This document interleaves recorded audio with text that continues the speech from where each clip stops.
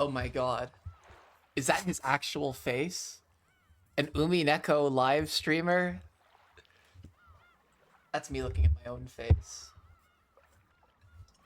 I have a face. I have water.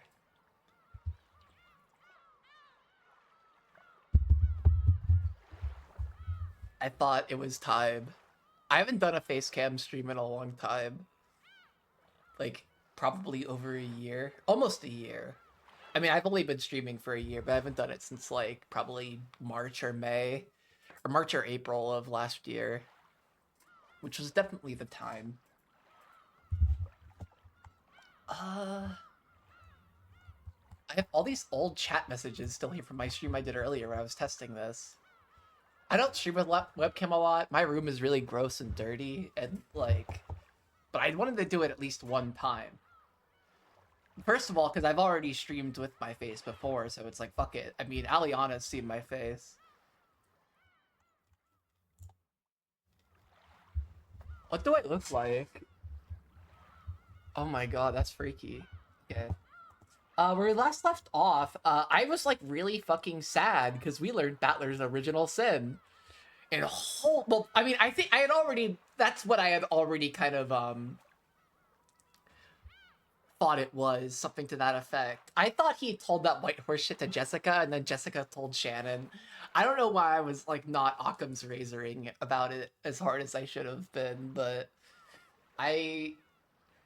wow, that shit really had me sad and upset.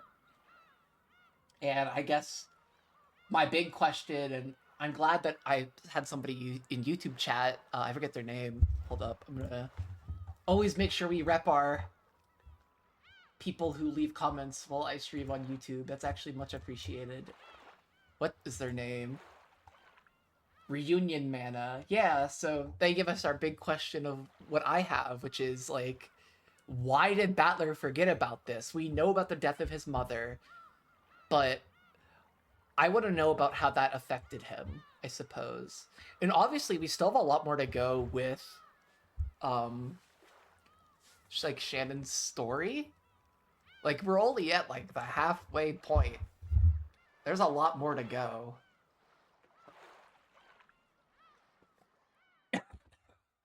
Yeah, wrong fucking pipe. But I'm very excited.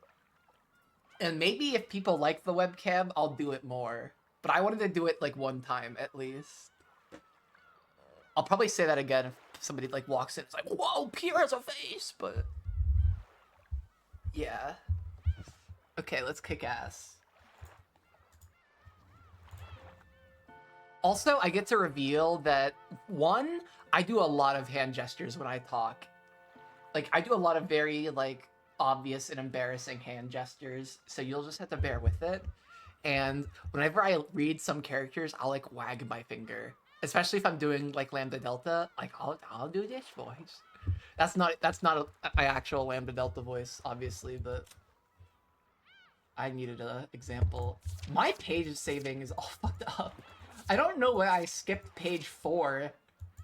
I don't know what happened. I still have like another episode after this. I'm not mad that I decided I was just gonna end right after that. I could have gone to the end of this, and I think the way Umineko episode chapters are set up is so that like this is like kind of towards the end. But we'll see, because she's seeing. I see. Oh wait, I need my music. Okay. So, this emotion that feels like sweet suffocation is love? It is an emotion I do not know. One I do not have. Though my magic can grant any wish, though my paradise can grant any wish, that thing I cannot have. That incomprehensible emotion that burns like fire and yet madly wants to hold it close. All I know is that no matter how great a witch I might become, I cannot create this emotion. It must be given by another person. For the first time, I realized that I wasn't all-powerful. And I knew that what Shannon had discovered in the world of humans, this emotion, it's just too much. Once you've felt it, there's no forgetting it, is there? Shannon, you win. Love, is it? It may be the most important element and the one I lack. Shannon, I'll watch and see how your love develops.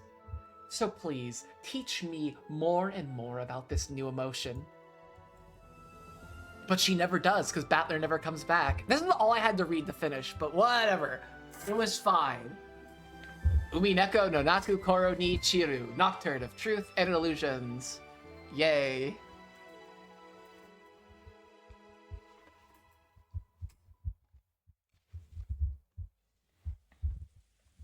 Oh wait, I also get to show my fidget toy. Oh shit, I almost shut off my computer. Holy fuck.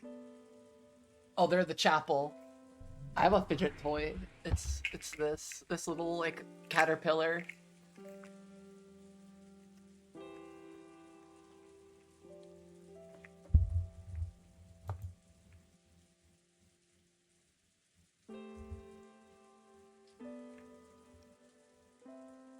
Oh, hello, first time chatters, son, baby. Yeah, I love them. They're very tactile. That's what I need.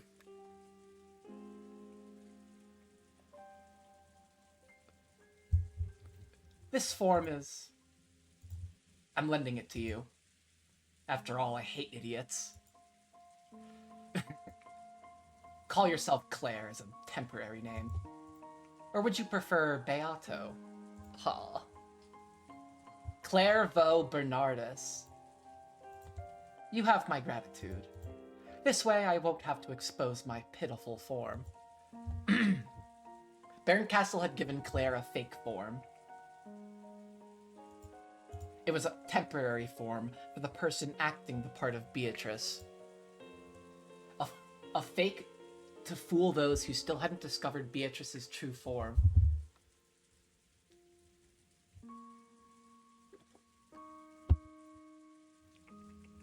Then, holy smokes, is this tale about me in another world?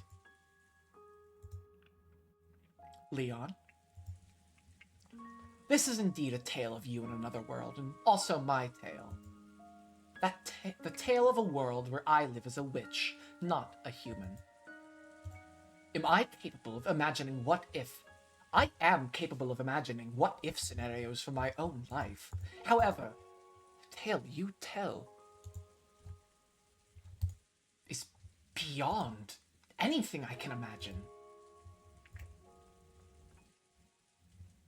Even so, it's the life that another you has led. But still, that doesn't mean I can accept it easily. Leon suddenly yelled and looked at the floor. Leon already knew. Because of the fragments lent by Barncastle, Leon knew. There was a different world where Leon lived as the Golden Witch Beatrice. And in this world, eventually, on the day of 1986, October of the 1986 October Family Conference, she would be the ringleader of a terrible crime. Even if it is in a different world, you're saying that I get my entire family and all of my servants involved in a crime that I'm the mastermind of? How am I supposed to deal with that? Be quiet, listen, and figure it out. In a different life, I end up as a servant. Hell yeah, you can see I fucking put in the work here. And if that wasn't enough, I suddenly become a witch? And then I eventually carry out several terrifying murders? How am I supposed to understand that? Ellipses.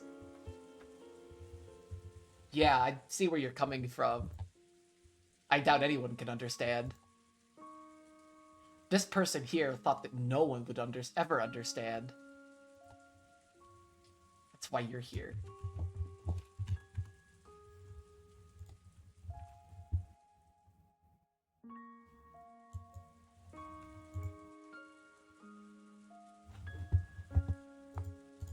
That's why Burncastle brought you two people who never should have met together like this.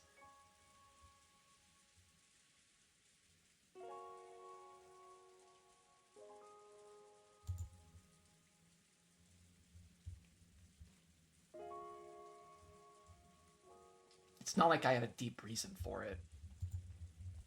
It was just a whim. This is a motive that no one else can understand, Leon, so you need to be the one to understand it. I'm not the main character in this tale. You are. I'm just here to help you understand. You said that you understand the culprit's motive. Yes. Is that motive a satisfying explanation for why I killed my entire family? Who knows? That's for you to decide. Even if I say it's satisfying, it doesn't mean I'll satisfy you. You have to decide that for yourself. I really don't have a clue what's going on. I've seen several crimes called game boards that Beatrice supposedly carries out. And now I'm hearing another me talk about a different life from mine, but there's no connection between that and the crime. What do you mean there's no connection? I think there's pretty obviously a connection, buddy. I don't know. I really don't know. That's bad. I feel like you're just being kind of a little ignorant, Leon. I don't understand. At this point in the tale, even I could not have dreamed that I would eventually carry out such terrible crimes. In fact, even if I had been able to dream of it, I did not have the power to commit those crimes at the time. Probably. Your misfortune probably came when you solved the epitaph's riddle. Oh!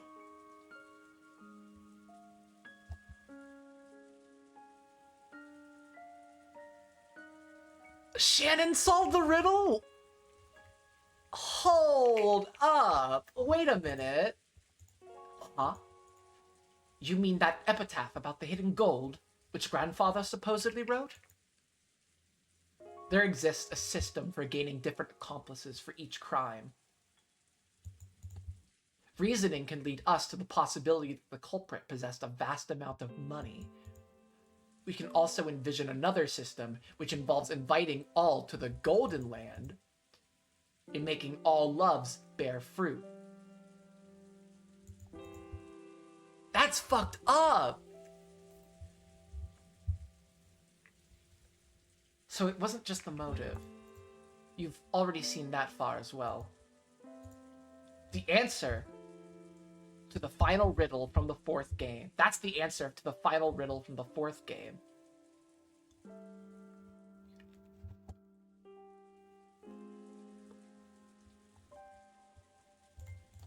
Your greatest misfortune was solving the epitaph, reviving as the Golden Witch in the truest sense, and gaining magical power.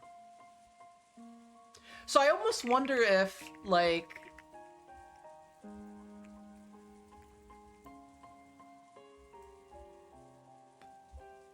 when did Shannon solve the epitaph?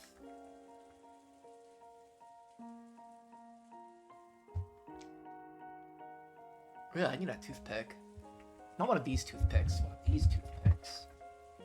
I had some sheets and, like, a gas station slider is pretty good, don't get me wrong. But it does get stuck in my teeth.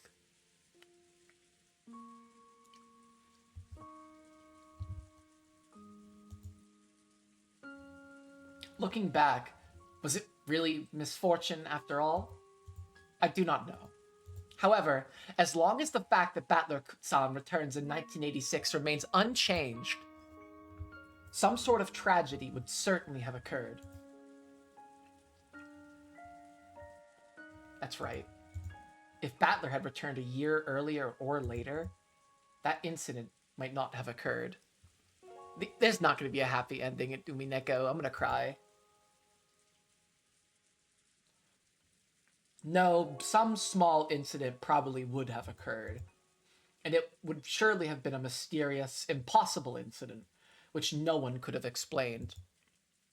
But even so, compared to the Rokenjima serial murders, it would have been a tiny thing. If Batlakun had returned a year earlier or later, then what? Fate can be so filled with irony. It made me walk the path of a witch, and when I solved the epitaph, I became a true witch.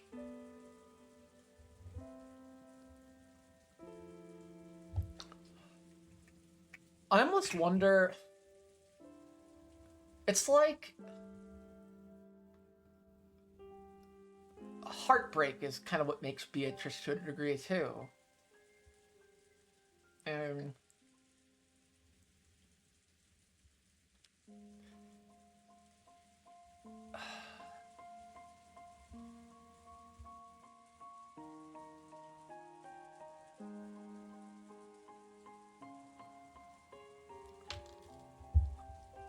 And that's what, like, Shannon and Kinzo kind of shared, I suppose, is that heartbreak.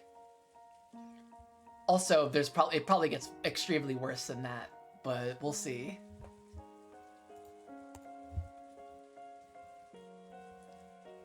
Then 6 years passed, and I learned of his return. If all of that was fate, then this crime must have been inevitable and inescapable for me. In 1980, Battler was resentful because of the death of his mother, Asumu, and his father's remarriage that came too soon. So he left the Yoshiramiya family. You know what's fucked up about Battler leaving in 1980 is that Asumu wasn't even his biological mother. We still don't actually know who... I still don't know who his mom is. I hope it's Kairi.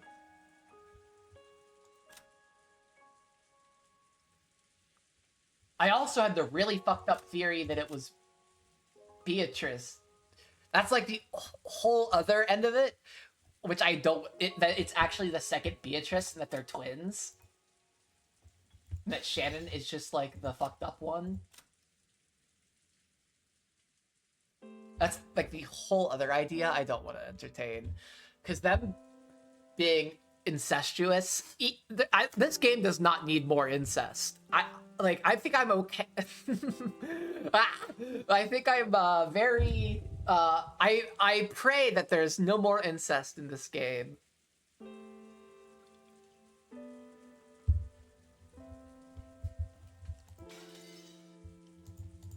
For 6 whole years, he had no direct contact with them. He convinced his grandparents on his mother's side to help him, and went by his mother's maiden name, which we still don't know, actually. I wonder if I can Google that. Asumu. Nope, I'm not going to Google it. That seems like a big spoiler right now. I'm gonna be better.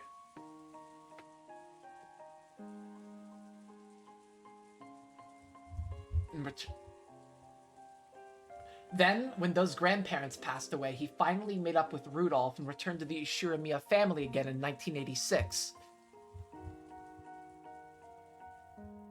That bad luck gave birth to your motive for the crime. I did wonder why, after 6 whole years, did he finally come back? I understand. In a way, it would have been better for you if he had never come back. I think what's we're subtextually seeing, like, Battler and Beatrice confront each other. Not, like, with, like, logic and mystery, but I feel like for the first time, what we're really seeing happen in this scene is them reconcile with each other. And I almost wonder if that's what's actually going on in this scene. kind of beyond the world of demons, blah blah blah blah blah, beyond, oh, I'm Willard, and oh, this is Clairvaux Bernardus. I think what's actually going on here is reconciliation.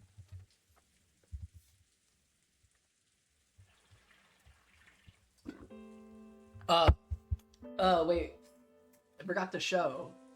I have these little ice cream bottom of the cone things. I haven't had them in a long time, but my fat ass is gonna be trying them.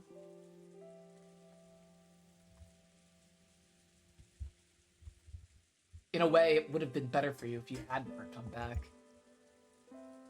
Of course, my suffering would have continued.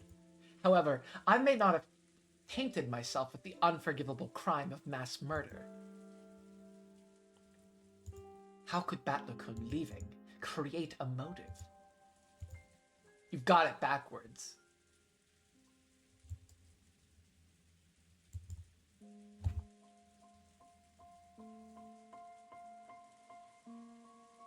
How could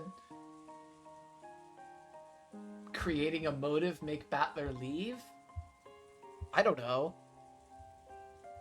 Backwards. The crime didn't occur because Battler left. It happened because Battler came back. And didn't remember?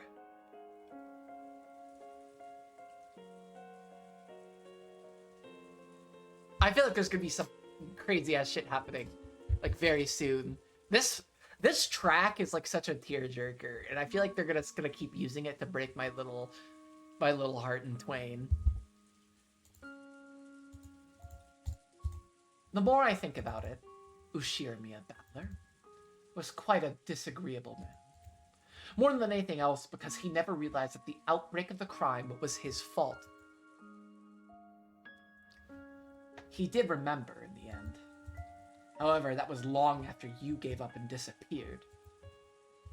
If that is so, then it would give my heart some peace. I don't have a clue what you two are talking about anymore. What do you mean? You should know. Leon, I thought you read the fragments. But I'd like to ask you more bluntly. I want to know. What on earth happened to you that made you to decide to commit a crime? Yes, that's the most important part. It's just like how Ushirimiya Battler respected the why-done-it in mystery novels.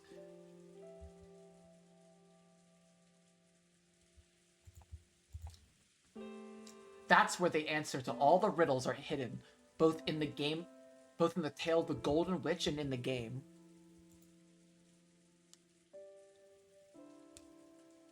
Yeah.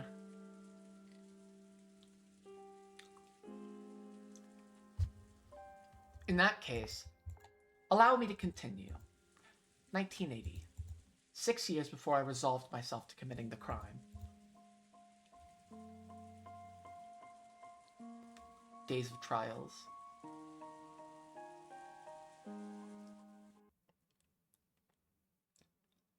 Six years until the incident.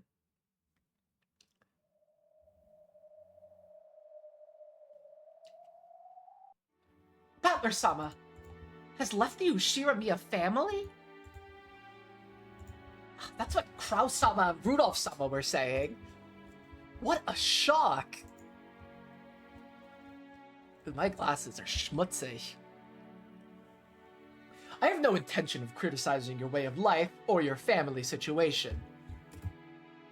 However, father is in a towering rage. Disinheriting a son is one thing, but I've never even heard of a child becoming fed up and leaving the family on his own. I don't know, I feel like it made sense.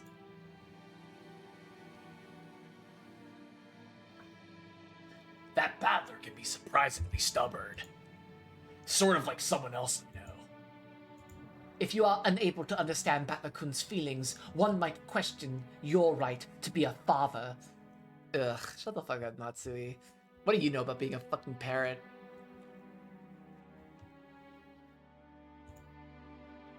Enough, Natsui. I'm sure Rudolph was just trying to show how dedicated he was to raising Kairi-san's child in his own way. I would have nothing to say if this were happening next year. But why this year? He's still in his period of mourning. If you consider the timing of this pregnancy, one must acknowledge that Rudolph-san has acted disgracefully. Come on, don't be so harsh. This is just my way of atoning for what I've done. Battle-kun's trying to protest against you on the behalf of his departed mother, Asumu-san. I deeply understand how he feels. If he were here, I would want to hold him and cry along with him. Natsui's words were sharp. They pierced Rudolph mercilessly. Rudolph had no retort. His relationship with Kairi had been adulterous, plain and simple. According to Rudolph, he had been close to Kairi longer than Asumu. And even after his marriage to Asumu, that relationship had not disappeared. Fuck Rudolph, man. What a fucking pig. What the hell does that mean? You old bastard. What the hell does that mean, you old bastard? So you've just been betraying Mom from the start? Sure, I know Kairi-san. You've told me that she was your business partner and a friend whose advice you could always rely on. If you're trying to say, after all this time, that she was more than that, then why should I give a damn? After Mom's death, you could have done whatever you wanted. I'm right there with you, saying that you should live life as you please. But just when did Kairi-san get pregnant? Back when Mom was still alive, right? Yeah, now I finally see. So this is why you always make me want to vomit. Are you glad that Mom's finally dead now? You are, aren't you? I'm sure it would have been so hard on you, keeping your infidelity and even a kid's secret while Mom was still alive. But now that Mom conveniently kicked it, you get to marry Kairi-san and I get a new little brother or sister. You can bet that Mom's crying in heaven. You bastard, you're embarrassing. I'm embarrassed, so embarrassed I can't stand to have the same last name as you. The kid is completely guiltless. It'd be too sad if he or she doesn't have both parents together. Go ahead, build a new family and raise that kid to live a happy life. But I'll never forgive you. Mom is here to hate you anymore, so I'll hate you in her place. With all my body and soul. So long, old bastard. I knew he was gonna fucking slam a door. That was a door slamming conversation. Ellipses. I love looking at my this is why I really don't do live streams, is because, or webcam streams, is because I always fucking look at myself, because I'm very, like, concerned of how I look all the time, because I think I'm a freak. It's not cool.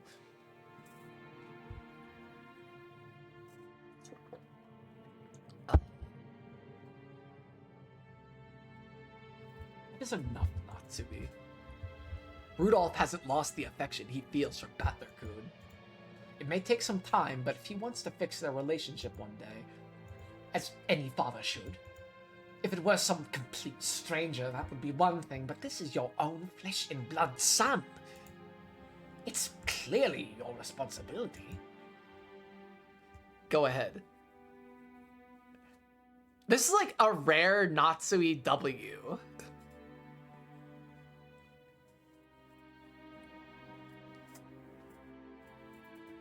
Because she's done worse as a mother, or at least someone that could have been a mother. Maybe should have been a mother. I don't think Natsui knew about... She didn't know that was Kinzo's child, but still. Yeah, like, Rudolph doesn't deserve the respect.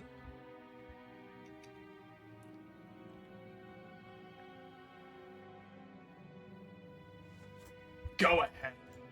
Despise me all you want. I won't argue. That's the only way I can atone. At the very least, make sure you give the new child a happy life. The kid who's gonna be born in Battler, they're both my kids. Wedding Kairi-san after Asumu-san's death may have been painful for Battler-kun, but it was the best choice you could make for the coming child. I understand why you did it. And I understand why Battler-kun felt like telling you that you were happy Asumu-san is dead. Stop, Natsui. Rudolph has already been... I love how fucking Kraus is being a total fucking pig about it. I love that he's just being such an asshole already, and he's siding with his brother, even though what he did was so fucking wrong. You can't cheat on somebody, let alone father a child by that relationship.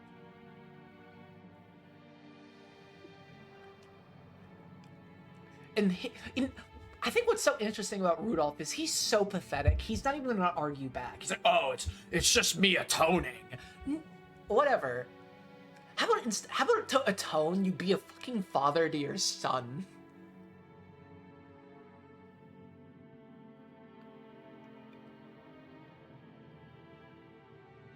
I feel like the obvious cracks of the Ushiramiya family were sown long before anything Rudolph ever did.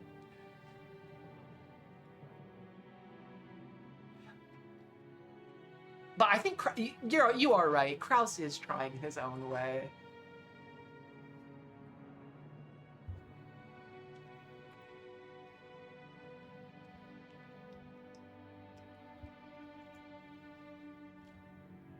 Rudolph has already been scolded enough by the person most fit to do so. Now then, how about some black tea? Can we, like, drink any other type of tea that doesn't have connection to, like, anything, like, spooky? Could you go ask someone in the kitchen to make us some? Ah, yes, I forgot. Goda isn't hired at this point in time. Natsui took this as a signal to leave the room and did so. Once she left, Kraus relaxed slightly. I feel really bad for Asumu-san, but if we consider the timing of that soon-to-be-born child, this might have been quite the coincidence. We still don't know how Asumu-san died, and I was the guy who was wondering if Kairi had killed Asumu-san, or that I don't know. Remember that whole thing about Kairi being like her whole thing about envy? That's like a big thing, and I don't know, it's a little suspicious. This might be the coincidence.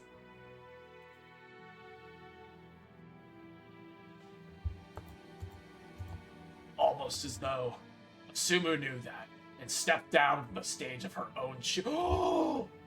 What if Asumu... That's fucked. No. Is that actually what happened? Did I kill Asumu? If so, how long has it been since I started killing her? If you still treasure Asumu-san's memory, then no matter how many years it takes, you must fix your relationship with Battler-kun. Yeah, I know. And be sure to pour just as much affection on Kairi-san and the new child that is to be born, while also bearing Asumu-san's cross.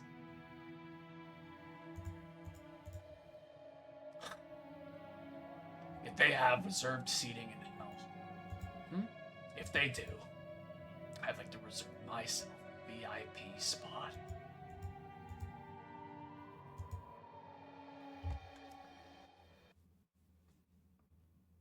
The news that Battler had abandoned the Yoshiramiya name swept across the family. And poor Battler-san, too. I do believe he'll make up with them eventually, but... This is a matter for the family. It is not something servants need concern themselves with. Instead, we should focus on memorizing the face of the newest member of the Ushiramiya family, Kairi-san. Yes, that's true. She will be coming to the family conference this year. If the person who just joined the Ushiramiya family will be coming to the conference, Then, what about the person who just left the family?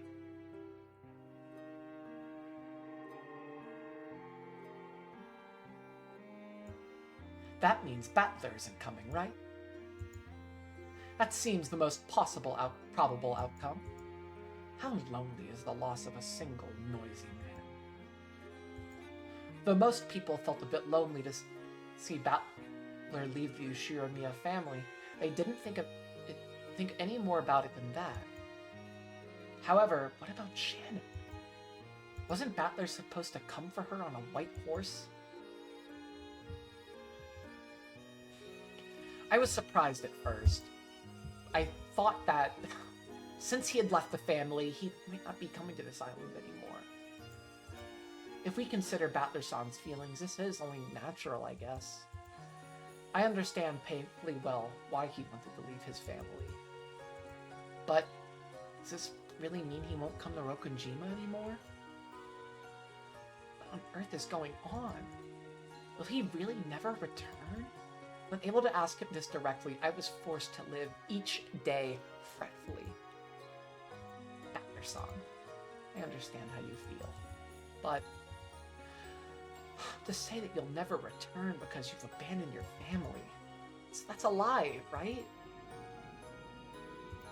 I was so confused that the world seemed to be spinning around me. I had a tight feeling in my chest and couldn't think about anything. When I happened to touch my cheek, I was surprised to find it hot and wet. While wearing a truly miserable expression on my face, I was crying.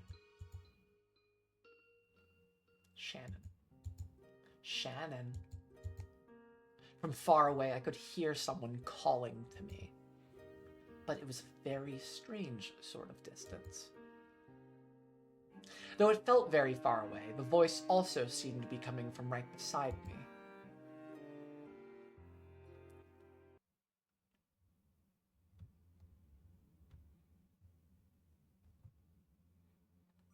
Shannon, I know you're hard. It's okay. It's just between a boy and his father. And I'm sure the rumors blow everything out of proportion. Everything's just being exaggerated. Indeed, there are none who can say with certainty that Battler will not return to this island. You would do well to remain strong. Where is this place? I seem to remember it somehow. I think it reminds me of the scenery from a strange dream I once had. Then this must be another dream. I was there, under an arbor surrounded by a golden rose garden, and two witches in white and red dresses were showering words of encouragement upon me. You can be sure that those rumor-mongering young servants are embellishing the story however they please. So he has changed his name, they say? Surely this could be nothing more than a family quarrel. Thank you. I wish I could believe that. Of course it's true. He's a boy, after all. You can hardly be surprised that he's had a few arguments with his dad. Precisely, as you say. Clearly, they will make it up to each other once they cool their heads. When men argue, it's always fiery at first, but they burn out quickly. In contrast, an argument between women burns like a steady flame, but the fuel never goes dry. I'm getting my blanket. I'm cold. I am the world's chilliest man today.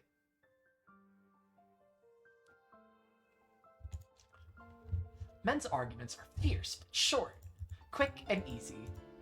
This is all such cope from her, like trying to keep some hope in her little cup. You're right. I hope Battler-san and Rudolph-sama make up soon. Oh, they will. Haven't you heard Battler mention... Battler mentioning it all the time. He always fights with his father. This is just another one of those fights. The death of his mother and his father's remarriage have merely upset him.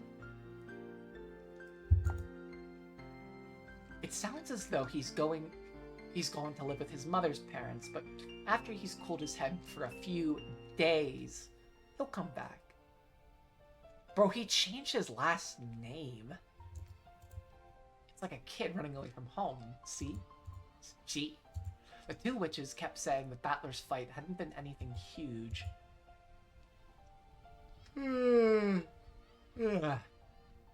If it had been a mere family quarrel, the rumors wouldn't have started in the first place. Getting my meds.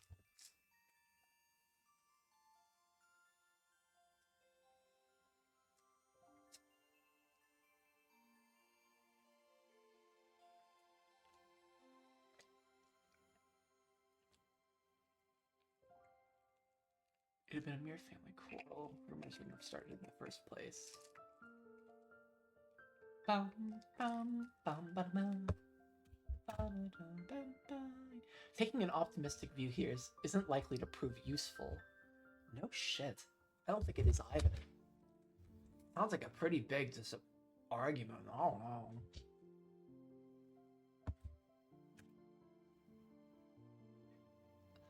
Either way, this is a problem between Battler and his father. If you're patient, time will heal all wounds. Well, what's interesting is, like, she was... Why is my webcam off? Oh, I think I forgot. This is, like, something that'll happen with my webcam eventually, like, occasionally. I think that's why I stopped using this webcam. Right? Yeah. I mean, see, now I'm back. We'll see. If there's, like, a weird pause, I might just turn it off again. We'll see.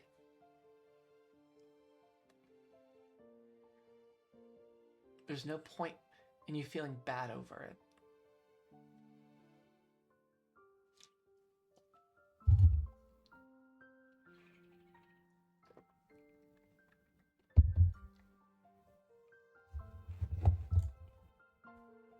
Just because Battler happened to...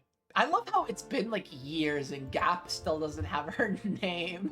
Yeah, I'll give you a name soon, don't worry. And then like doesn't give you a name for like 6 years until I learn witchcraft from Maria. That's really fucking sad. I'm gonna put this fucking hydrocortisone cream back on my fucking arm. Holy shit, this shit is itchy as fuck.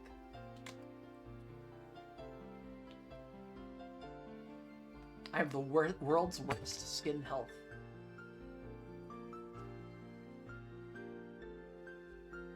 Is that what it's called? I think it's just called cortisone, not hydrocortisone. Oh no, that is what it's called, hydrocortisone. Okay, whatever. Ooh, it's itchy. It's burning me because I scratched my arm.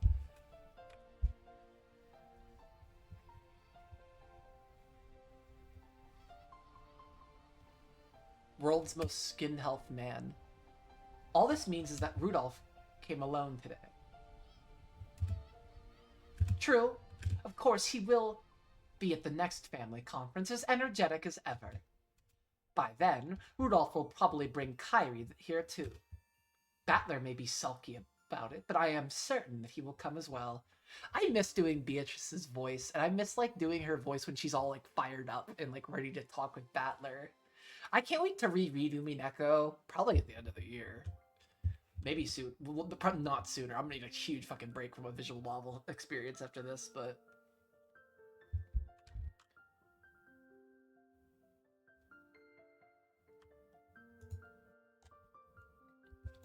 You're right. Yeah, I'm sure you're right.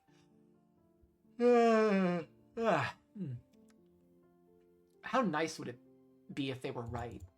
In fact, if I could, I'd like to flip through the calendar until autumn right now and check to see whether he does come to the next conference. If he does, then all of my fears are groundless. It would mean the rumor-mongering family members and servants have just blown things out of proportion. If Battler Somner's right here, I'd want to question him right away. Hey, it isn't true that you'll never come to Rokunjima again, right? And then, if he said that of course he would come again, it would be such a relief. I don't know the phone number for Rudolph-sama's house, but I could probably look it up if I tried. However, as a servant of the family, I have no excuse for making such a call. Anyway, I have no way of knowing the phone number for Battler's grandparents' house. I can't do anything except wait for Rudolph-sama's family to come visit and hope that my fears are groundless. Oh, Shannon, he never came.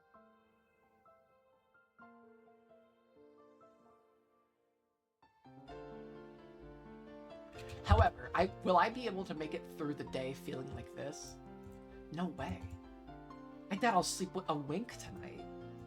Just waiting around, feeling like this, when I don't even know when my next chance will come. I can't do that. Will it be next month? Or the month after? In the worst case, I might have to wait until the next family conference. And I have to wait that long while I hold back this suffocating feeling. I can't bear it. Hey, Shannon. Sorry to ask this out of the blue, but when you made up your mind to do something by the next year, that something wasn't just quitting work as a servant on this island, right? I made the decision to start a new life. I didn't want to keep on being a servant by force of habit. I made the decision to step into a new life and to leave my old life as a servant behind. And Battler promised that he'd come here on the day of your decision, right?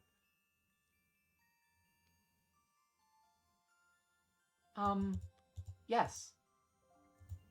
Tact is not one of my strong points, so I shall speak frankly.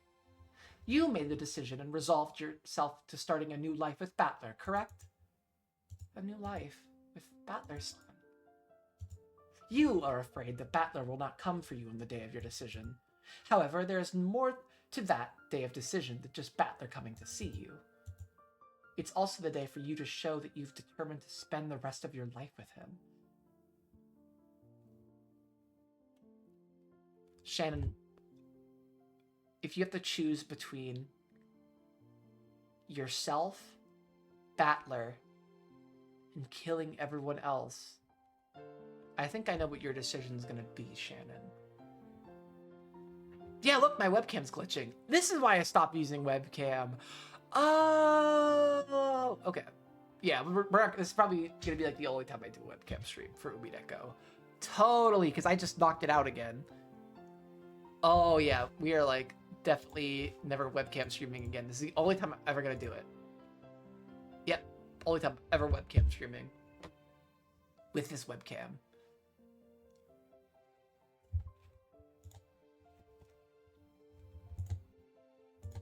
This determination is something you must create for yourself. It won't bear fruit simply because Battler shows up.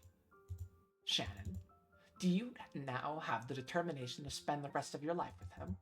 You decided to put it off until the next family conference because you didn't have that determination last time, right?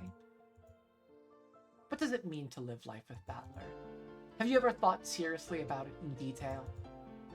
Well, as long as I'm working as a servant on Okanjima, my opportunities for meeting him are limited. We're both underage, so it's too early to talk about marriage. However, if I quit working as a servant, that's why she stayed. Shannon.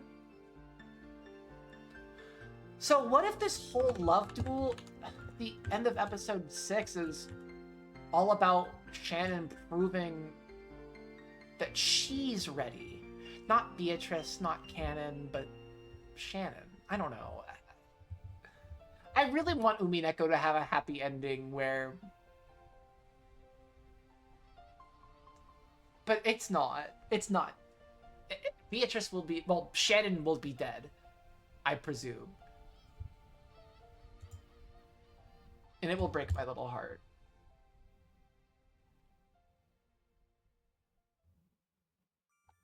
Once I quit working here, I'll return to the Fukuin house.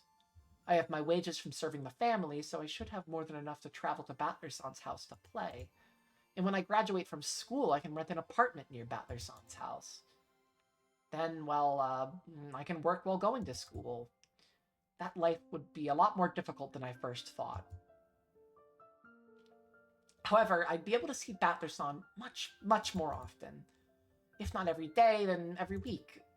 I won't be a servant anymore, so there won't be any difference in class. I can tell him whatever I want. I can call him whenever I want. And I'm already doing both school and work.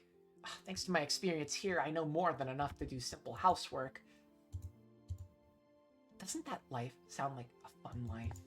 You can rent a humble abode, and once you've built up your own home, you can invite Battler over.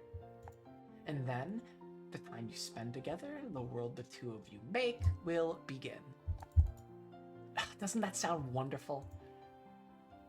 I feel like the real, like, moral of Umineko is that your first crush is always, like, the most intense. And nothing ever hits as hard as the first crush. At least for me, it didn't.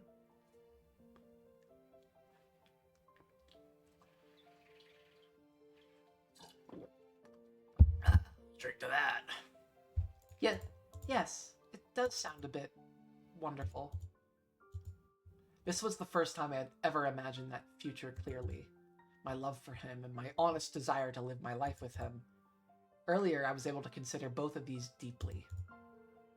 However, now that I'm clearly imagining the future I plan to choose, I finally understand. I must be aware of how much determination will be needed to reach that future. So I think what happens, and that what probably really fucks up Shannon, is learning about her identity. You dream of marriage, eventually, don't you? Ho! Girls these days, dating with marriage in mind at such a young age. Well, that's a bit, Don't deny your dreams, okay? There's no point in taking a first step if your eyes are closed and you don't look to the future. If a girl's in love with a man, there's nothing wrong with thinking, I want to marry him. That's a young girl's natural right. My face had turned bright red. Earlier, I thought that considering marriage really was a bit premature, so I tried as best as I could not to think about it. However, when the witches encouraged me to imagine it, the image was both exciting and vivid. I felt an indescribable feeling of refreshment and awakening. The gentle breeze that washes over you when you go outside during a brief spot of sunshine on a rainy day. That's right, I didn't actually have the determination to go that far. I need to strengthen my determination by the time the next family conference comes around. If I can't do that, then sticking around as a servant on this island is no more than I deserve. Umineko! Yeah, it's IRL. I wanted to try it one time because I haven't done it in a while, but I remembered that my webcam is like really bad, so this is probably the only time I'm gonna do it. See, it just went out because my thing, the USB got knocked out. I am a cutie pie. Many do say this, especially my mother. There we go.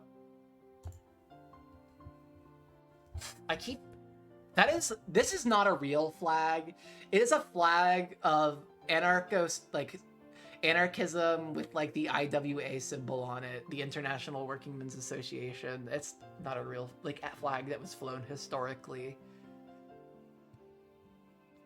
This is like where I remind people that I do in fact have politics on my stream tab.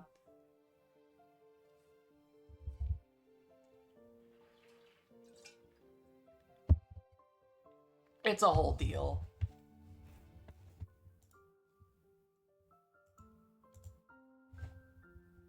Okay, let's keep breaking my little heart in two.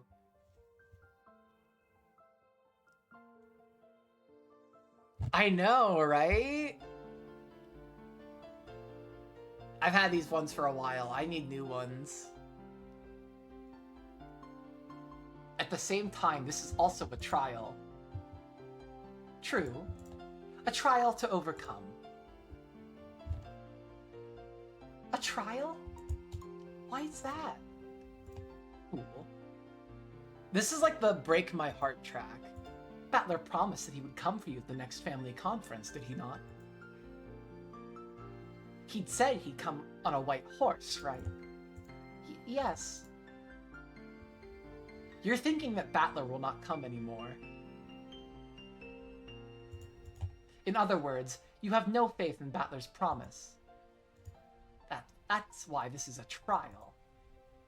To pass through this trial, you'll have to show that you can trust him and wait. It's almost like it's almost like we gave Shannon the Ushiramiya challenge of, will you kill yourself? Will you kill Battler? Or will you kill everyone else? Really makes you think.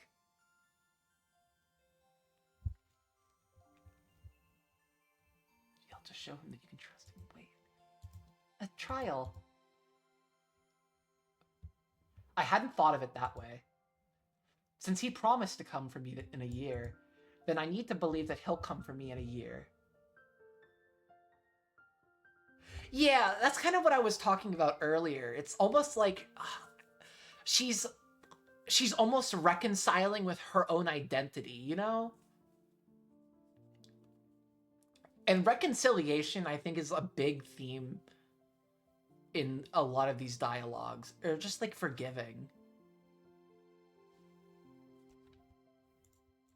If I doubt that, I don't have the right to wait for him in the first place. I mean, that's how I read a dialogue between Willard. Yeah, he's the only person who doesn't deserve forgiveness. He's a rat bastard to the core. I don't have the right for him in the first place. In fact, Battler might have left the Ushiramiya family because he's set on his sights on a future with you. Oh, this is... What's so fucked up about this whole dialogue scene is this is all just Shannon cope.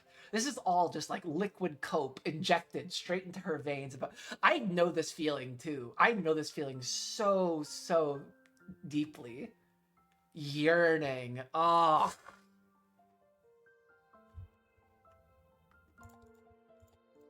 Oh, why would that be?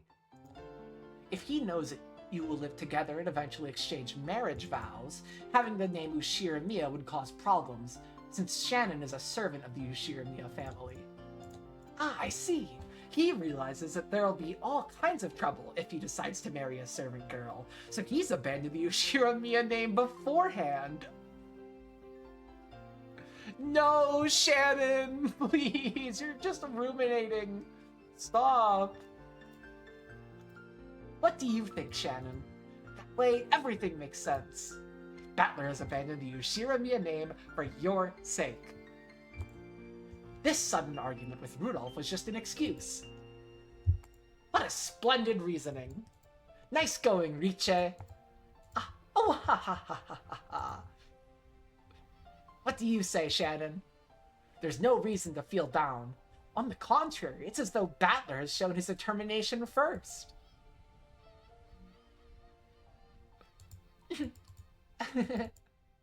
A smile had finally returned to my face. Well, of course, I hadn't taken the witches seriously and let myself be reassured. Yeah, totally, Shannon. It was closer to the opposite. It was almost funny that they could think of such ridiculously convenient explanations for everything. However, they had made all those ridiculous theories to cheer me up. The witches are right when they say I must trust Battler-san. And there's no point in moping about just because I've heard a few rumors. Until the next family conference, I intend to strengthen my resolve. And I believe he'll accept my feelings and come for me. The idea that Battler left the family so he could be married to me someday was laughable, of course. But right now, I should try and feel confident enough to accept even crazy ideas like that. I think one of the biggest strengths of Umineko is how deeply tragic it is without having to resort to, like, crazy sad things.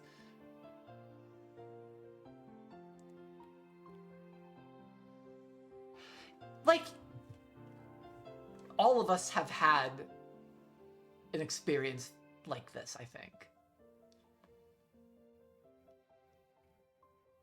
And just the way to seeing how Shannon is effectively, like, has used, like, extreme amounts of, like, what's the word I'm looking for? Depersonalization to cope with like this very sad upbringing. I think it's so fascinating. Thanks so much. I feel a little better now. That as well. I cannot stand watching you cry yourself to sleep. Oh no! Thanks for coming into my dreams to encourage me. Indeed. It will be morning soon. This is all a dream. You won't remember any of it when you awake. However, your heart will be at peace. Yes, I'll believe in him and wait. So, I won't listen to every little rumor. Very good. Wait until the next conference until improving yourself. If you think of it as training to become a wife, all of your everyday chores will grow more meaningful.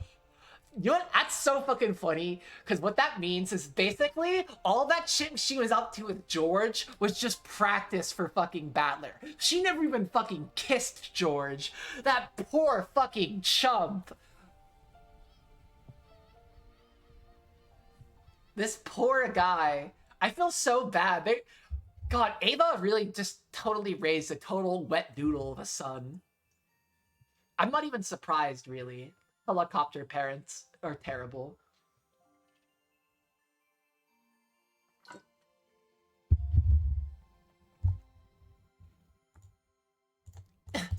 Thanks a lot. Riche? It'll be morning soon. Is that so? Then, so long, Shannon. You may not remember me, but I will always be by your side, watching over you. Thank you. Thank you.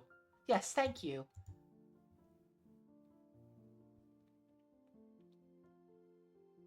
Damn, that shit's sad as fuck. The next family conference will be here in a flash.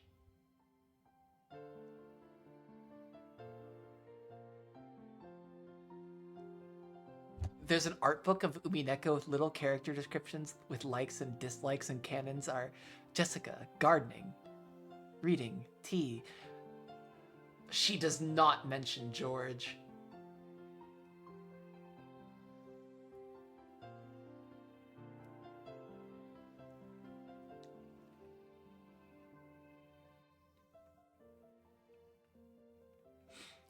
Okay, so I'm still considering George a pedophile, and the reason why is his interest in Shannon began around this time.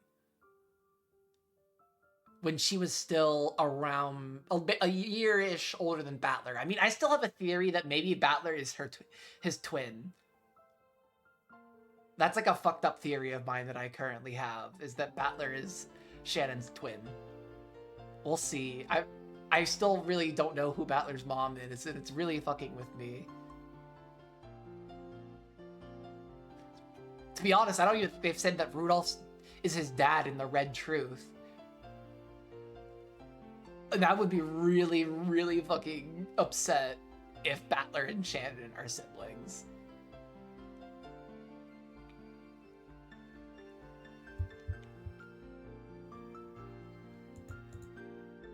Wait for it at your leisure. Battler will certainly keep his promise. 1 year later. 5 years until the incident. 81! Pleased to meet you. My name is Kyrie. I hope we can all become quick friends. I've known your name longer than I've known Asumu-san's. I hear you're Rudolph's old girlfriend. Ooh! Man, fucking Ava's going right to the jugular! Okay. Yes, we've known each other for quite a long time. Welcome to the Ishiramiya family. She can party and she can parry.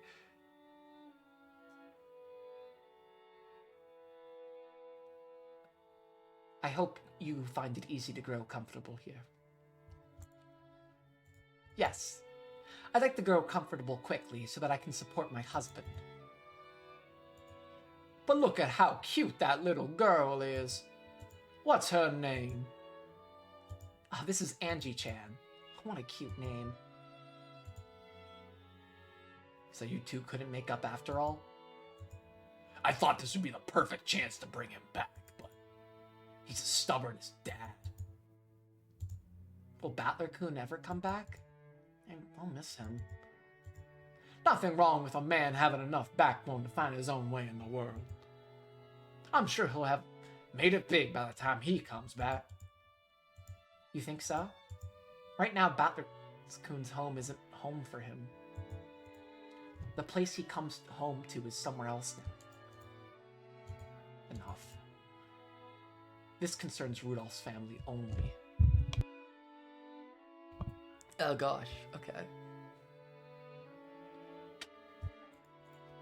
It is not our place to meddle.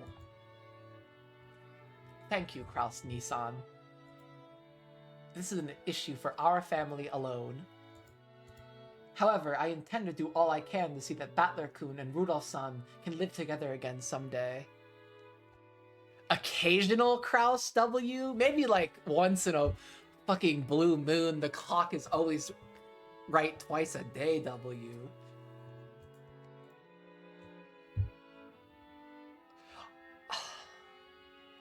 I feel like... No, that's such a weird poll.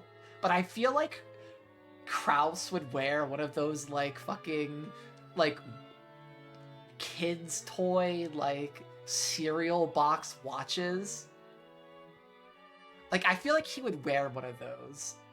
And as they tried selling him, like, oh, it's a super expensive watch, Mr. Ushiramiya. And he's like, I'll buy it. How much? And he's like, 200,000 US dollars. He's like, okay, here you go. And then it's like,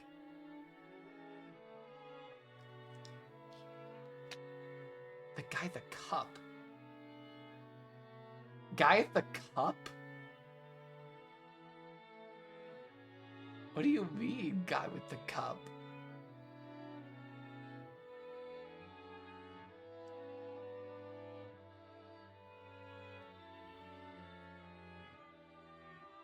Jonathan? Who's Jonathan Majors?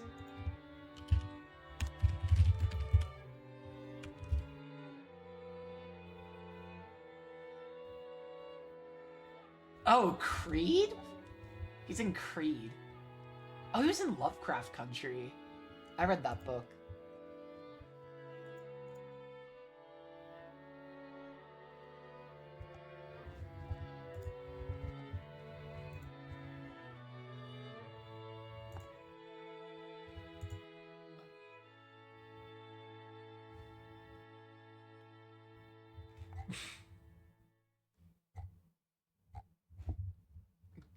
Goofy.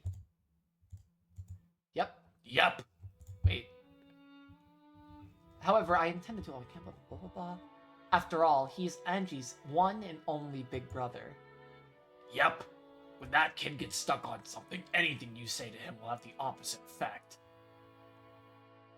I'm really starting to wonder if Battler and Shannon are related. Well, more related than we know.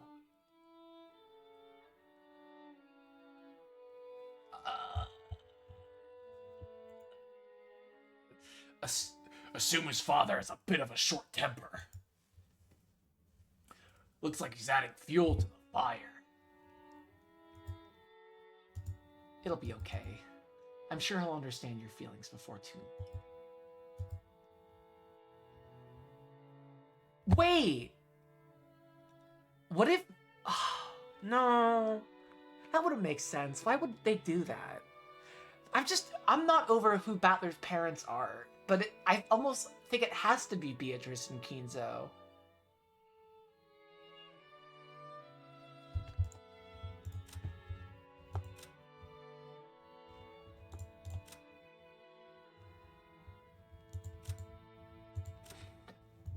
What the fuck?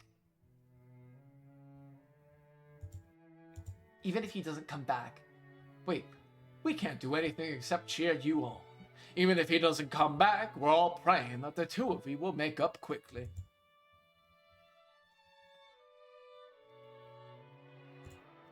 It's a bit boring without Battler. Yeah. I hope he and Uncle Rudolph can make up soon. Thinking about how Battler-san feels, it must have hurt. His family basically got swapped around. Probably doesn't feel comfortable at home anymore. All men need to go on their own one day or another. It might just be that Battler-kun's time has come. Do you think so? I do. It's not cool for a guy to hang around his parents for too long. You gotta leave the nest in a flurry and make your name in the world. I plan to do that eventually, but it looks like he's gone and done it first. And when he makes his name in the world and becomes a great man, will he come back? It may be that he never comes back. After all, this might be leaving the nest to him. Leaving the nest.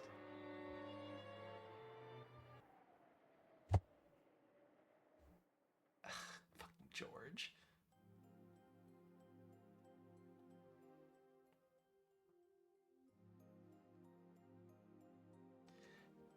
Battler didn't come, did he? Oh, how terrible. Gonna go Google George in pain. And kept telling... What's funny is how many times Shannon has killed George. Like, George dying... Oh, she totally kills George. George's ass is so fucking dead. But I kept telling Shannon that he was sure to come. Sure that she's very upset over Battler's absence.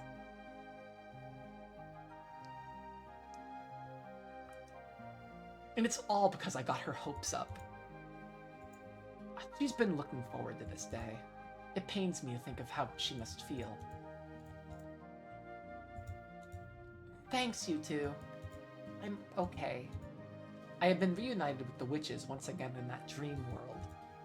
Though I could never remember anything during the day, now that I was in the dream world, I somehow knew this was a reunion. The witches both looked apologetic. Though they had tried to cheer me up by saying that Battler would come today. Now that he hadn't come, it was like they'd been lying, and that they seemed to regret it heavily. Shannon? Well...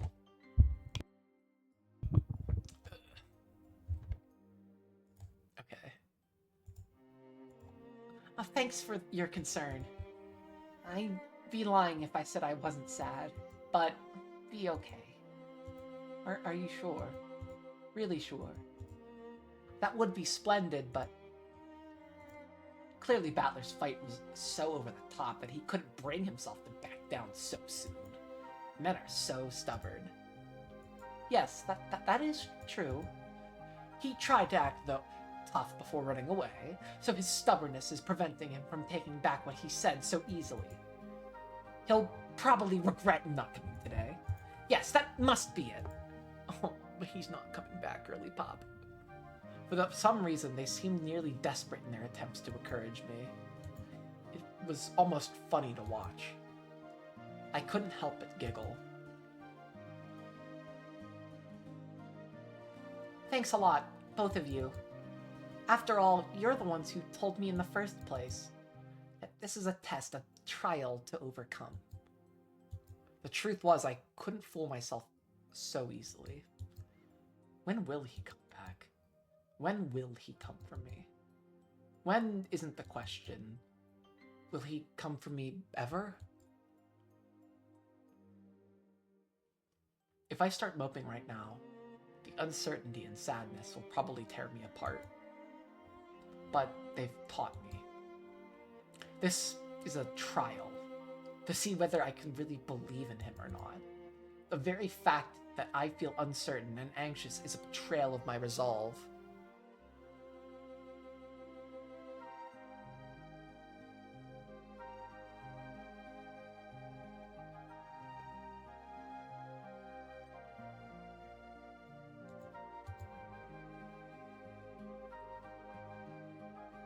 She knew when it was Beatrice. Like, she could tell the difference between Shannon and Beatrice, just like she could tell the difference between Black Witch Rosa and like Mama Rosa. Like that's like she's so good at perceiving people. I totally agree.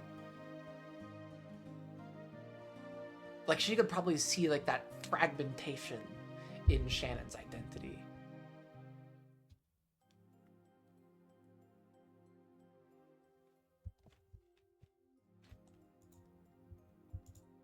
George Sama said something about it. He said this might be the same as leaving the nest for Battler Sama. Sama-san.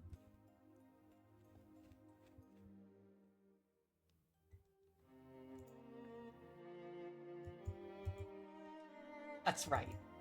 This is a chance to leave behind the Ushirimiya name and spread his wings as his own man.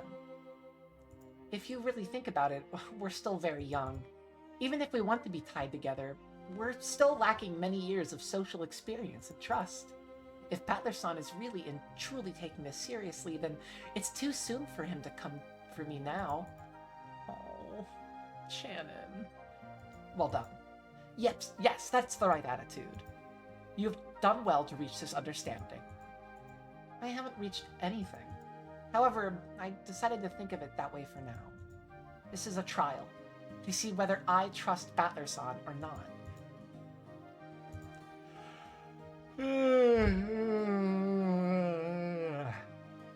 If he had come today, then today I would have to tell Madam that I wanted to quit my job as a servant. However, was I really prepared to do that? Last night, I kept worrying about whether Battler-san would come or not.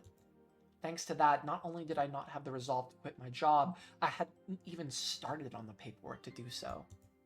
In short, I still don't have the determination that I promised him that day. I'm sure that God knew that. Battler will come for me when I found my determination. I wasn't determined, so it's only natural that he didn't come today.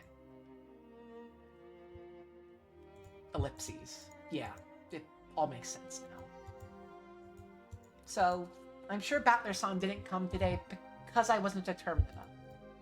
It's only so natural, since I couldn't even truly believe that he would come. I'm sure Battler was the same way. He did not yet have the determination and resolve to come for you. God is not heartless. When your feelings truly do draw close, I'm sure they'll bring the two of you together. Just like Orihime and Hikoboshi.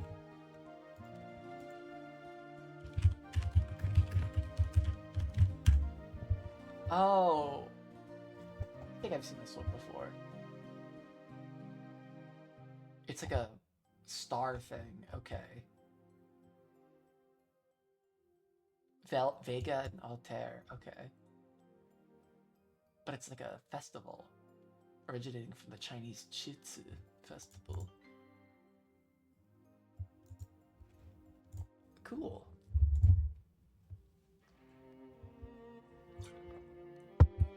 Yes, it's as though the weather just happened to be bad during this year's Tanabata, keeping those lovers apart for another year. That was the name of the festival that I just looked up. Okay. And it's like the stars are aligning, but because the stars couldn't be seen a year, okay, that's fine. That's how I'd like to think about what happened today. That's how I'd like to think about it. I have no other choice. Well, you do. Battler-san.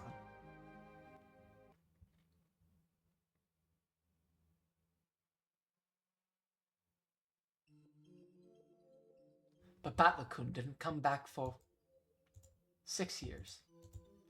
Still a long way to go until then. So you had to wait 6 whole years feeling like that? When one waits every day for something to happen, every year for something to happen the next, in the same thing the next year and the next, it becomes the same as waiting for an eternity. Pretty pathetic, don't you think? Shut up, Burn! Shut the fuck up!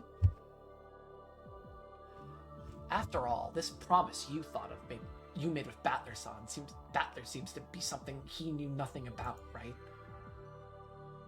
Battler-kun does tend to use melodramatic phrases, just like Uncle Rudolph. His roundabout way of putting things might have led to a misunderstanding. Some girl's gonna stab Balor in the back someday. What the fuck? Well, I guess that's more or less what this tale is. When words can mean different things, they can turn a person's life upside down. There are times when careless talk costs lives. That is very true. Umineko no naku koru ni chiru, Nocturne of Truth and Illusions. Am I out of water? I am. I'm going to go get some more water. I will be right back.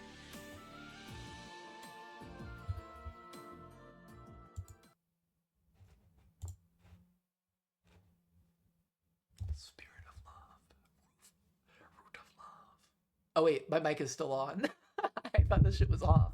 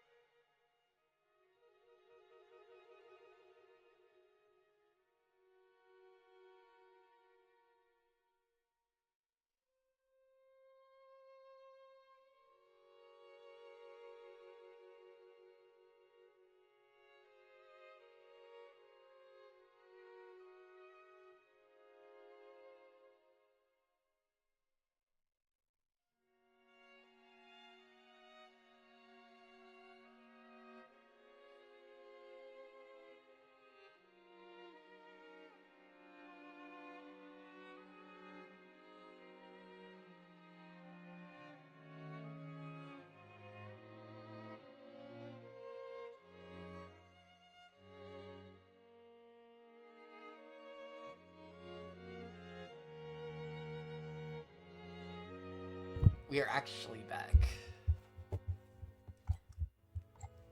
Okay. I'm so fucking cold. Seriously! Why do guys turn into total morons when they get together? Jessica's room was filled with laughter. It was one hell of a reality check. I think this is gonna be maybe about the birth of canon. Like, the birth of canon.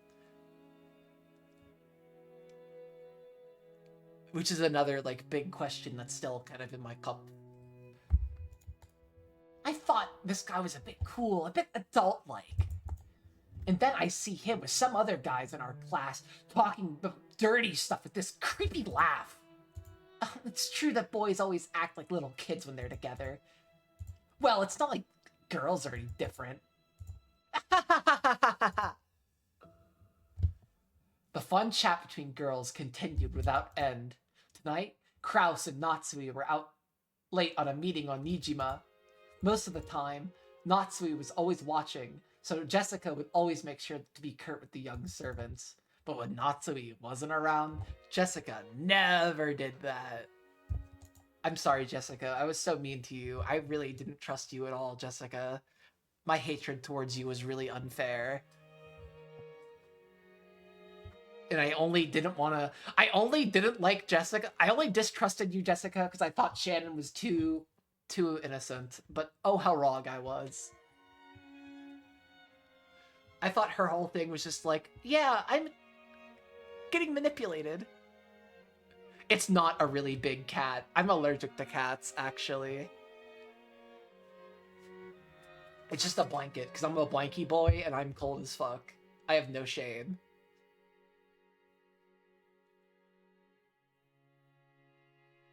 Most of the time, Matsui was watching. Oh wait, I already read that. She had invited the servants of a similar age to her room and they were chatting away noisily.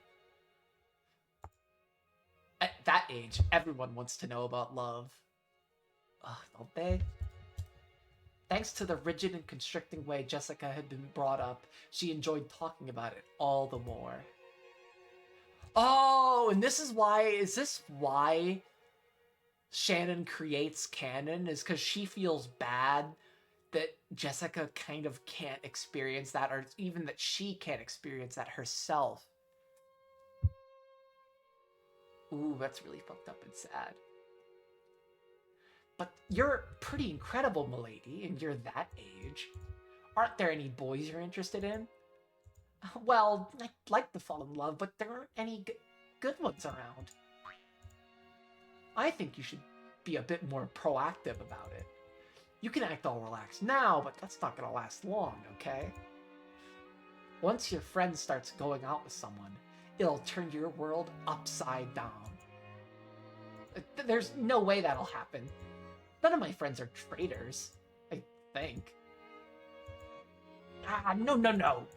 The outbreak of love is one time you can't rely on friendship between girls.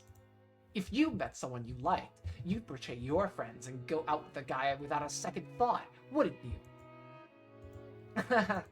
Well, what about you, Shannon? It's not fair if I'm the only one who has to talk. I don't have anyone like that around. Not around. He's far. Very far away, like Orihime and Hikeboshi. I don't get to see him very often. In fact, I don't even know when I'll be able to see him again. However, I believe that he'll come for me someday. I believe it.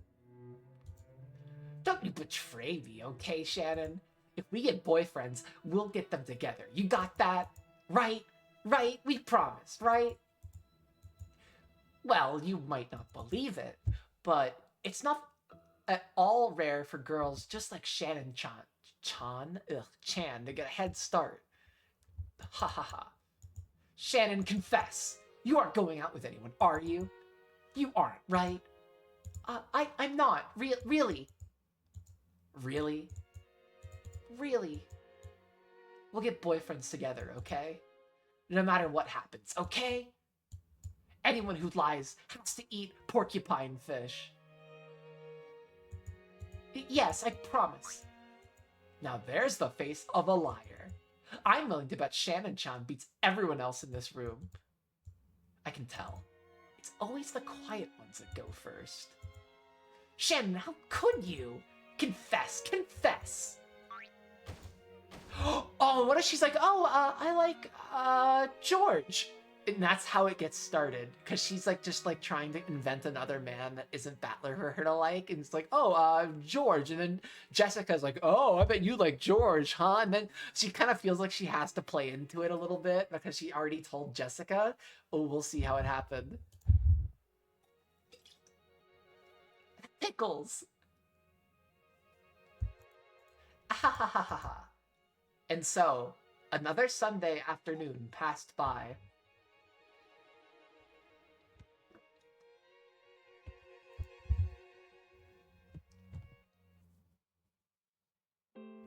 I worked my way out of the fight and looked up at the sky through the window. Is Battler-san happily chatting away with his friends somewhere right now, just like I am? As I think of you like this, are you thinking of me? But if I ask that, it's the same as admitting I don't trust you. I'll wait. And when you do come for me, I'll announce then and there that I'm quitting my job. I've already prepared myself to do so, but you haven't come yet. isn't because you won't come, but it's because I'm not determined enough yet, right? It's because I haven't clearly envisioned a future with you, right? I'll wait, no matter how long, until you come for me, riding a white horse. I will always treasure our promise. The promise of our precious resolve. Never make a promise with a guy. You can't count on them. Thinking that she had read my mind, I spun around. Of course, she hadn't, but...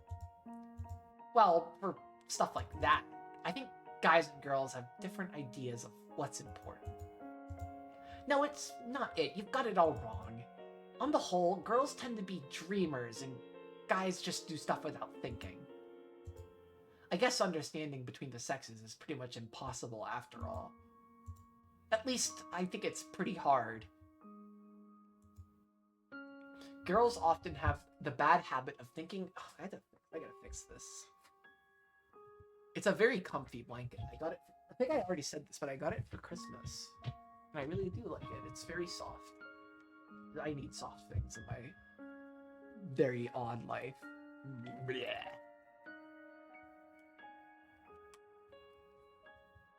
Okay.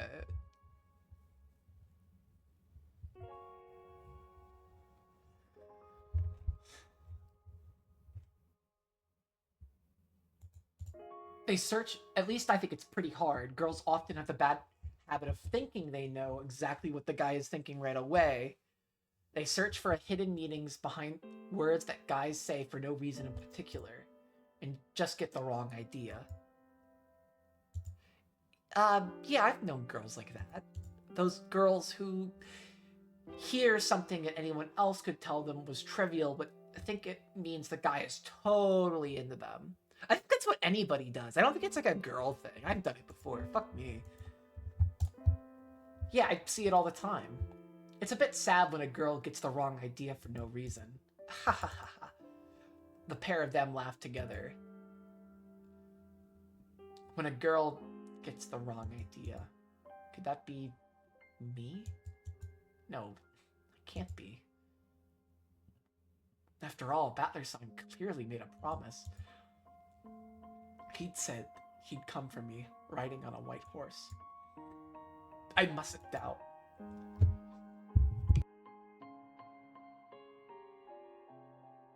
I am belching, gang. I'm sure this conversation I'm hearing is just another one of God's trials. So I won't listen. I won't care about it.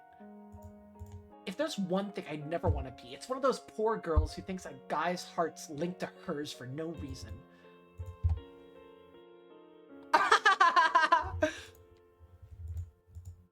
Those demonic sneers tormented me and tried to lead me astray. This is so fucking sad. I'm sure he'll come for the next family conference. 1983. Or 1982, I forget where we're at. But Battler-san didn't appear at the 1982 conference either. Bit by bit, things were changing from the way they'd been at the last family conference he'd come to. Everyone had gotten completely used to Kairi-sama, Rudolph-sama's new wife. And she came down off the boat with a familiar stride. Her daughter, Angie-sama, was growing well, and all of the family focused their attention on her. Even Maria-sama, though she still was tiny, was already 5 years old. She was full of energy and old enough to enjoy playing with George-sama. Jessica-sama and George-sama had already stopped talking about Battler-san's absence. It was the same with the other relatives, too. No one touched on the subject, as though they had forgotten that Battler-san was missing. Maria-sama had only been 3 when she'd last seen Battler-san. It was doubtful that she'd even remembered him, whether she even remembered him. In just 2 years, all trace of your existence has been erased from the Ushiramiya family conference. That made me sad. And so it looks like Battler-san didn't come back this year either. True. Feeling a bit lonely? Well, Uncle Rudolph and Aunt Kairi don't even bring him up anymore. It looks like Battler-kun was much more serious about it than we thought. I wonder if he really will stay away forever. It looks like that was him leaving the nest after all. He spread his wings and left for a new stage of life. Don't you think so? He's always been crazy and reckless. Well, what more you'd expect from a guy? Well, we know Battler-kun. I'm sure he's adapted to his new life and is enjoying himself. So I don't think there's any reason to worry, and this is when this shit starts. When George Sama said that with a smile, I felt a bit uncertain.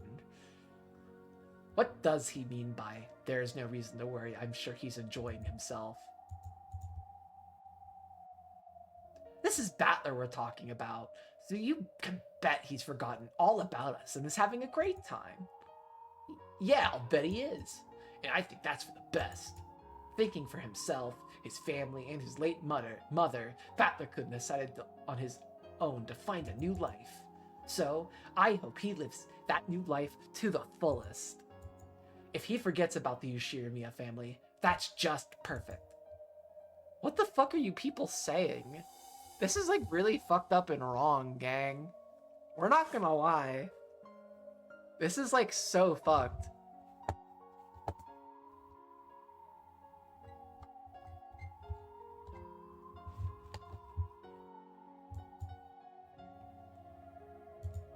After a moment of shock, I smoothed my expression over and found the expression he was expecting. Is Battler-san living happily?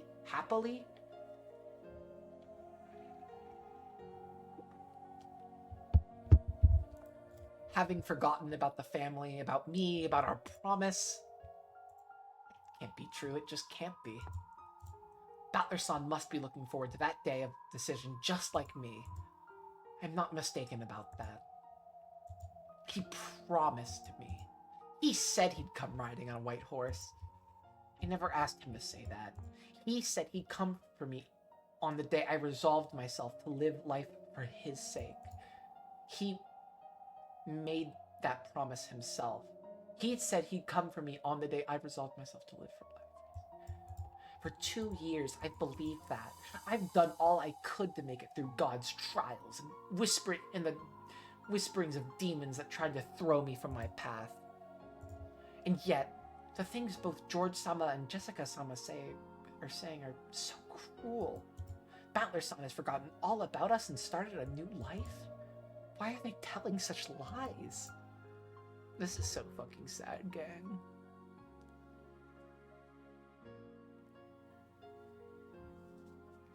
But that night, I dreamed of Battler-san for the first time in a long while. The Battler-san in my dream wasn't the Battler-san I believed in. It was the Battler-san that George-sama and Jessica-sama had spoken of. The one who'd forgotten everything and started a new life.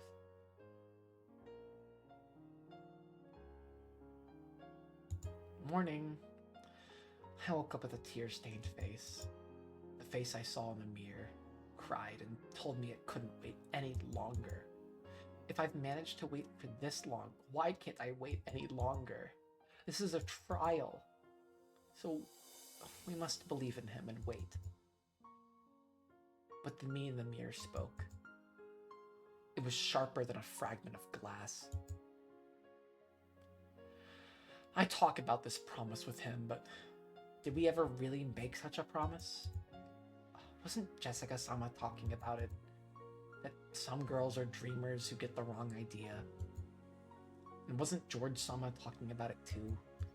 He said that Battler-san had gotten used to his new life and had forgotten about the Ushirimiya family. And by now, he isn't the only one who's forgotten. Unless I talk about it, everyone on this island has forgotten his name. Even Rudolph-sama doesn't say his name anymore. If I weren't here to remember his face, perhaps his existence would have been erased from everyone's hearts. This is so fucking sad, gang. I don't believe it, so I won't doubt. Battler-san must still remember his promise. We're both waiting for the day of the decision. The day we'll be together. Battler-san. firmly made up my mind. Does the fact that you're not here mean that, after all, I'm not determined enough? No. It's because you and God are testing me, isn't it? In that case, I will endure. Until that day of inevitability comes. So please, Battler-san, I want some proof that you haven't forgotten me. It was a crack that ran across my ceramic-like heart. I had to acknowledge it now. It may be that I'm pretending not to notice something terrifying and sad. Battler-san makes me yearn for him. Ugh, yearn. I'm such a yearner too, Shannon. I really fuck with that.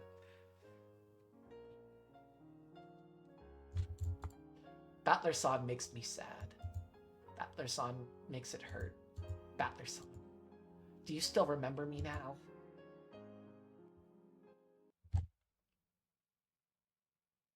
One year later. Oh my god. Another year. 1983.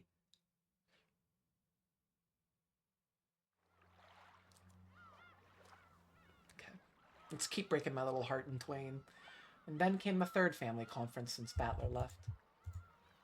If the number of beds was going to increase, we would have been told about that when setting up. The fact that nothing had changed in particular means that he probably won't be here this year either. Clinging to that final bit of hope, I stood by the docks, watching the boat draw closer. Hey, Shannon-chan. You're looking pretty as ever. Careful, Angie. Watch your step. Hey, Shannon. I really do love Rokunjima. I can't wait for Uncle Krause to turn it into a resort. Ugh. No.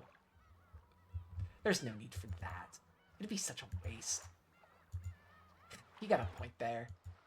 How have you been, Shannon-chan? I think you've gotten a bit taller since last time. Thank you very much. And the weather's good again this year.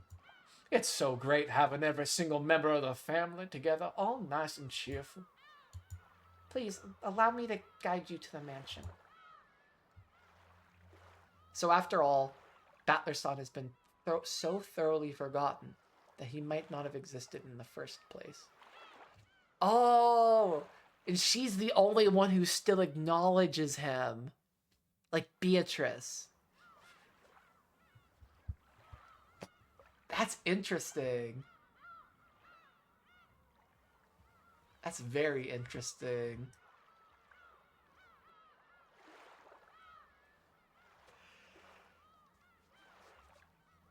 Ugh. I'm sure the sadness will show on my face. Not wanting anyone to see it, I turned my back to the family and led the way up to the mansion by myself. Then,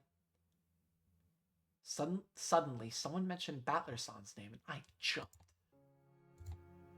What, you saw Battler-kun? How's he doing? Yeah, he's doing very well. I took Angie and had some tea with him the other day. I was surprised. So, Kairi-sama was in touch with Battler-san. According to her, both Battler-san and Rudolph-sama had long since calmed down after their fight, but both were so stubborn that they hadn't found a good chance to make up. And since Battler-san had gotten used to living with his grandparents and going to school there, and considering that those grandparents might make things even more difficult, going to convince Battler-san to come home wouldn't be easy. It's just too bad. I think Asuma-san's parents were even more angry than Battler-kun was. This isn't just an issue between Battler-kun and Rudolph-san anymore. Then will Battler be coming back sometime soon? He will make up with Rudolph-san, but it doesn't look like it looks like he doesn't intend to return to the Yoshiramiya family. Such a shame. Though I do understand how he feels. What do you mean, Kairi?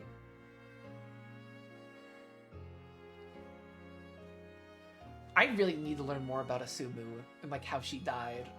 Cause could you imagine if like Asumu was like dying of cancer or some shit, and fucking Rudolph was hooking up with Kairi? That would be so fucked. And then Kairi would have known. That's so bad, gang. We're not gonna lie. It was a bit of a relief to hear that some reading is hard. It was a bit of a relief to hear that some of the bad feeling had died down in these 3 years. If we take Asumu-sama's parents into account, it's no surprise that things haven't gone as well as they could. But if Battler-san doesn't hate Rudolph-sama any more than someday, surely he'll come back. He'll have grown so much. My resolve will not waver anymore. For some nights these past 3 years, I felt sad and resentful. But now it feels as though those 3 years were something I needed. After all, these seeds of love, that faint feeling I once had for you, have budded powerfully, waiting for the day that we'll be reunited. This is how honest my feelings are for you now. I love you. I want to see you again as soon as I can. Until that time, I'll keep that bud of love warm and growing for you. I won't doubt the coming of that day anymore. Just as I think of you under the same sky, I believe that you are thinking of me. I'm sure that this news about him is a sign that God is cheering me on. So I ask God one more time inside my heart. Since my feelings for Battler-san have not wavered for a day these past 3 years, let me know that he feels the same way. He doesn't. That's the really fucked up part. I know that asking for that is a sin. However, now that we've reached a 3-year turning point, I want some gift from God, any gift, to show that I have not waited in vain. That is what I prayed. That's when I prayed? Is that it? Oh, okay. Oh, that's right. It's been so long since Battler-kun last saw you all, right? What if, and she doesn't get a letter?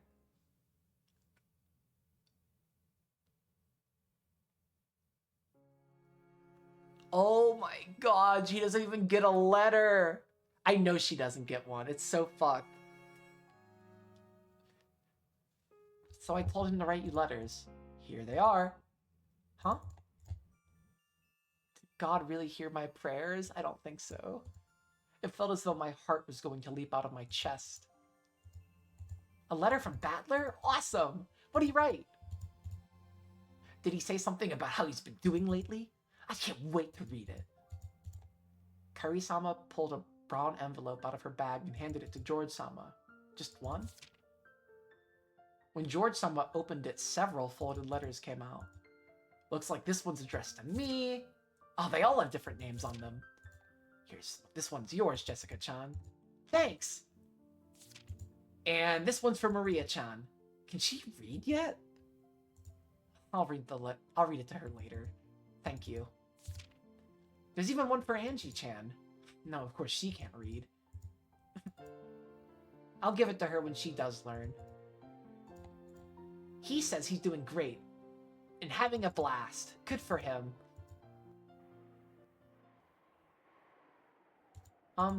Is that all of them? Yep. Looks like that's all of them. Thanks a lot. George-sama handed me the empty envelope.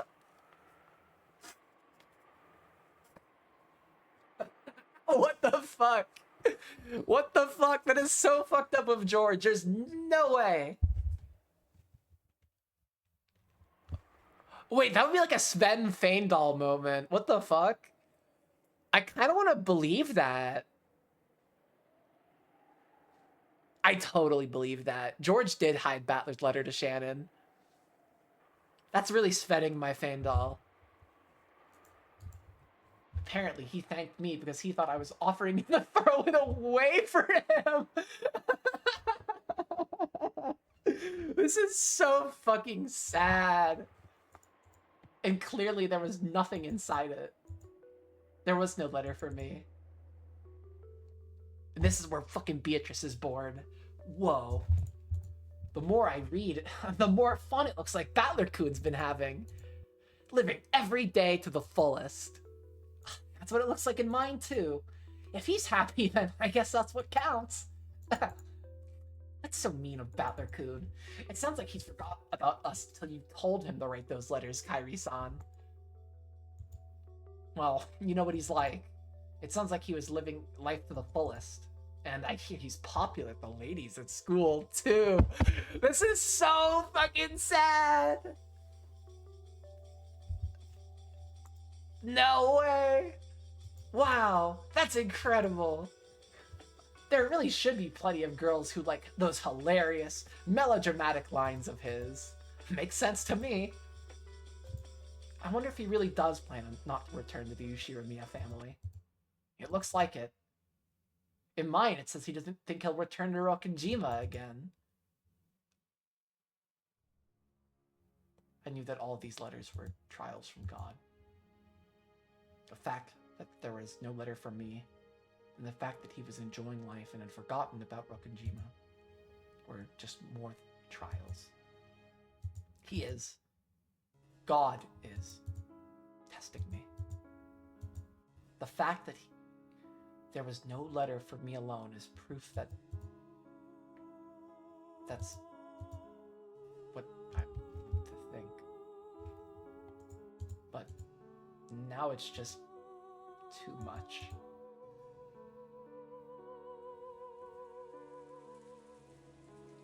Damn, Battler, you didn't fucking write a letter to all of Umineko could have been avoided by writing one goddamn letter. Hey, Shannon, still miss ya. XOXO, Battler. That's all it would have fucking taken, and Umineko would have never happened. It must have been an important promise to you. But it looks like it wasn't for Battler. No way. Then, that promise about him coming for you was... I was a dreamer. It was just an illusion I created. To Battler, they were probably just meaningless words to make him sound cool. To anyone but her, it would have been such a funny story to hear.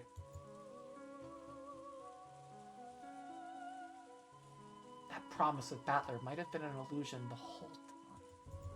In the first place, we don't know if they both felt the same way about each other at all. I think they did. Okay, I think they did. As a total guy, I think the reason why he didn't write a letter to Shannon is because he had feelings for her. Like, I would have been too afraid too. Because the one thing guys hate to do is confront our feelings. And I would never, ever do that. I'm so terrible with my feelings. Love is an illusion. However, if both sides are seeing the same illusion, that love becomes true. However, when the feelings of each side are different, then it's nothing more than a joke. This is Battler's sin, making Shannon think that it was a promise. Wrong. Huh? It said he didn't even remember. If he simply broke his promise, I could have taken him to task for it. I could have regretted my mistake, or I could have won him back.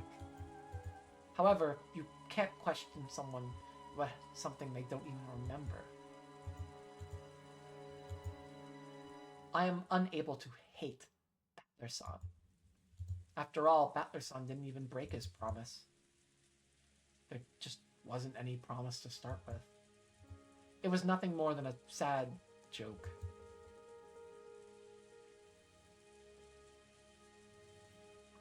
I kept on crying and crying. I dug my fingernails into my pillow, soaking it with my tears. How much easier it would be to hate something. But I can't hate anything. I just couldn't get over my miserable arrogance, which had led me to believe for 3 whole years that he felt the same as I did.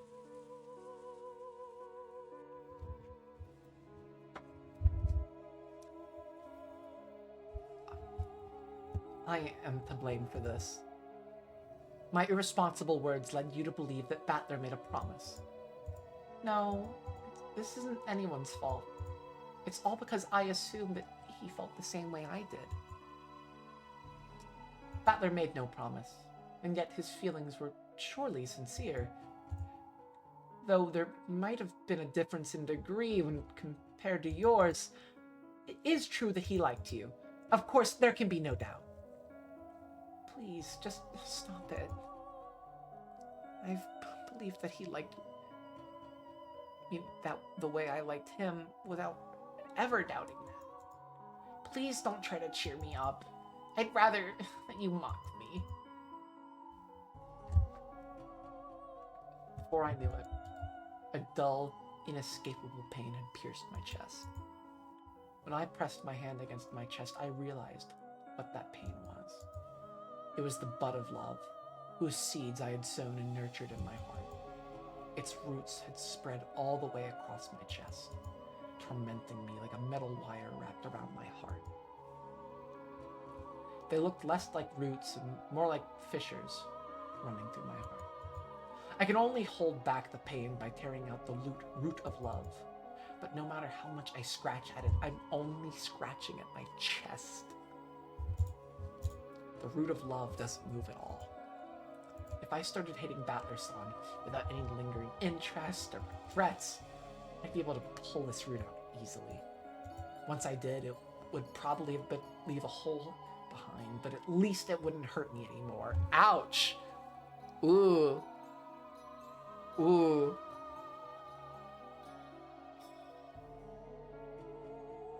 Ooh, I've never done this before. Ooh, never done this one before, gang.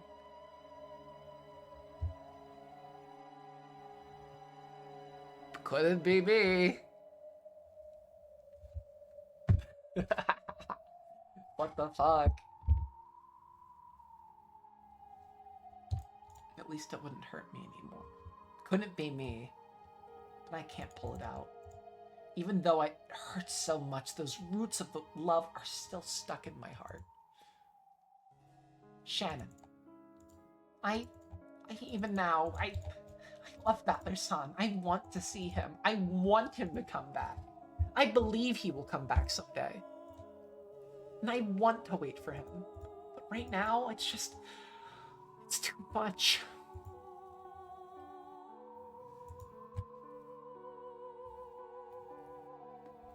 As I sobbed, the tightness in my chest grew even stronger.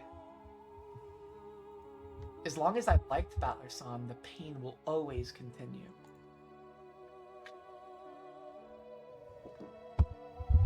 Because I like him, I want to hold on to that pain forever. But it was written right there in the letters for George-sama and the others. Battler doesn't plan on returning to the Ushiramiya family. He's forgotten about me and Rokonjima and has started a new life with a different name. I must wait for him for all eternity. Despite how painful, aching, excruciating this is. Is this another trial? Is God telling me to wait for him forever? I can't do that. I want to be with Battler-san. But if this is the trial that I must go through for that, then it's just too painful. Beatrice hung her head in shame. If she hadn't encouraged Shannon so much, it probably wouldn't have been this painful. Shannon may have been the one to sow the seed of love in her heart. However, Beatrice had irresponsibly watered it and told Shannon not to give up. Beatrice scratched at her chest, trying to share Shannon's pain.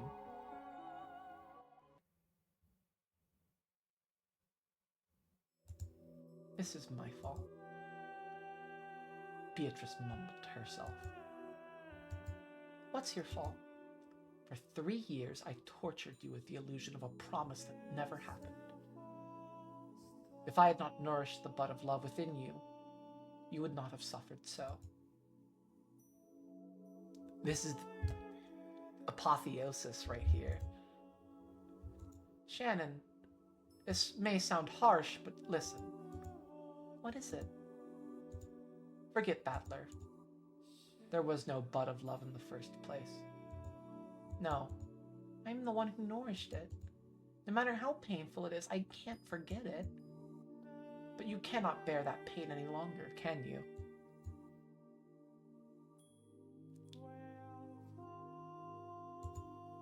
Wordlessly, Shannon held her chest and hung her head. I love Battler. That feeling burns inside me.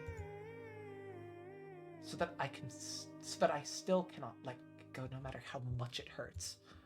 And I've spent 3 years pretending I didn't feel that pain. Now I know that I feel it. And since I know, I can't bear it. So you cannot throw away your bud of love for Battler? Yes. However, at this rate, the bud, the root, will kill you. People need a universe to survive. And one person cannot create that universe alone. 2 are needed. A universe. Together with Battler, you created the universe of that bud of love. Now that one half of that pair is gone, your universe has crumbled. People cannot complete a universe on their own. However, Battler-san, the other person who creates my universe, won't come back. Then you must create a new universe with someone else. You mean, create one with someone other than Battler-san? I will give you such a person. Which person?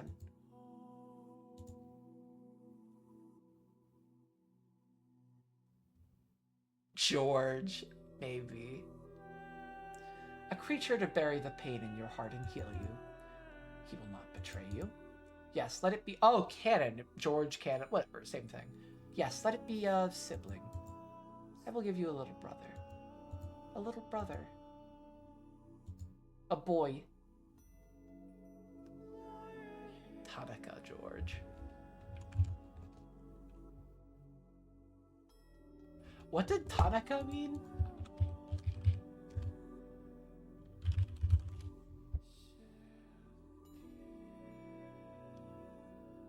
We are in a state of goodness. But also field. Interesting. A boy you have always been close to at the Fukuin house. Whom you love as if you were her... Whom you love as if he were your real brother. That I shall give to you. Together with him, you will create a new universe. Will that little brother make me forget about the pain of my love for Battler-san? Correct. You need a universe. So... does Canon's death at the end of episode 6 represent that universe not needing Canon to exist anymore? Does that mean she's accepted her relationship with George? I don't know.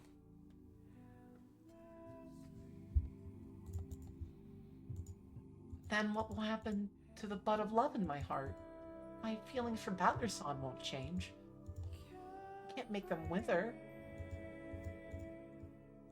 I shall accept that bud and those roots in your place. You will? You can forget the pain of love and create a new universe.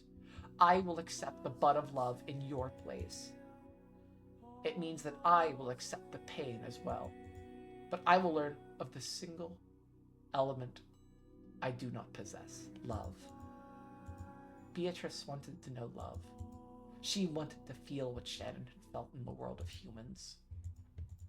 And if Battler ever does return, if the bud still is not withered and you still desire it, I shall return it to you. What do you think of that? Still hanging her head, Shannon gave a small nod, but said nothing. It would mean release from this unbearable pain. And it would mean giving the bud of love to the witch to hold in her place. Shannon spread the hands that she had held to her chest. As she did, a faint light popped out of her chest and floated into the air, gradually swallowing everything with its brightness. As the brilliant light began to fade away, Shannon and Beatrice still facing each other. Is my okay, I thought my camera was off for a second.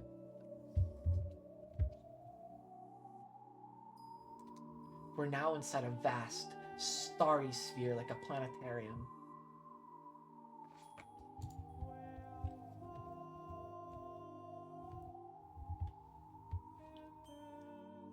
They were the only ones in this pitch-black starry sea. Shannon felt as though she had seen this place once before, but she couldn't remember. I can't even see... I don't even know if they're speaking a language in this song or if they're just, like, yapping. I'm so bad. Then I made another announcement. Modify this world. Let the bud of love travel from Shannon to Beatrice. This way, Shannon won't be tormented by the bud of love anymore. And furthermore, she will be given a little brother with whom she can create a new universe. The design for the little brother will be a younger boy at the Fukuin house, with whom Shannon was close. For a name, let there be the On character, as the Fukuin house rules state. Yeah, I've decided. That's a perfect name to go with Shannon's. He'll be a quiet, reticent boy. He'll come to Rokenjima as a new servant. There, he'll open his heart to Shannon. As a duty-minded boy who loves Shannon like a big sister, he'll always be there for her. Let's have him be a special servant like Genji, who is permitted to serve Kinzo directly. Yeah, that sounds kind of cool. Then Beatrice. From now on, you will carry the bud of love. In other words, the role of being infatuated with Battler and waiting for his return will go to you. While you are still the witch who reigns over Rokenjima's night, you have also been waiting for Ushiramiya Battler ever since that day 3 years ago. Along with this change in setting, I'll give you a new form as well.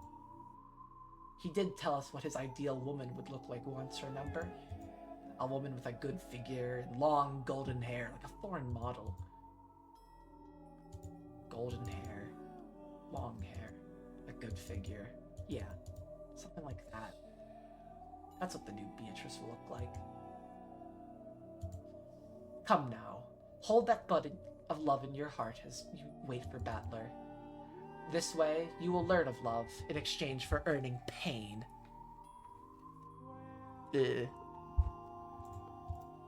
Yes, this will be the setting for my new world.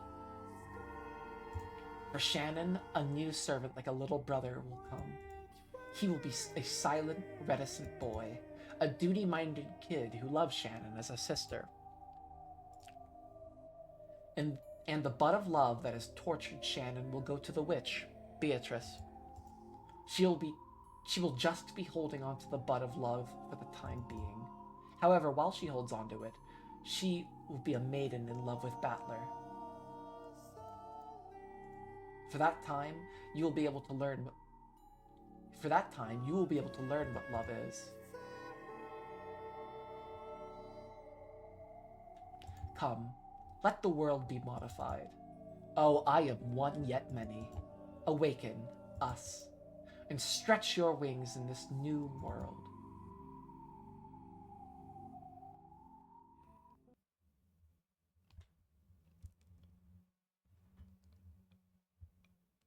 We are Borg.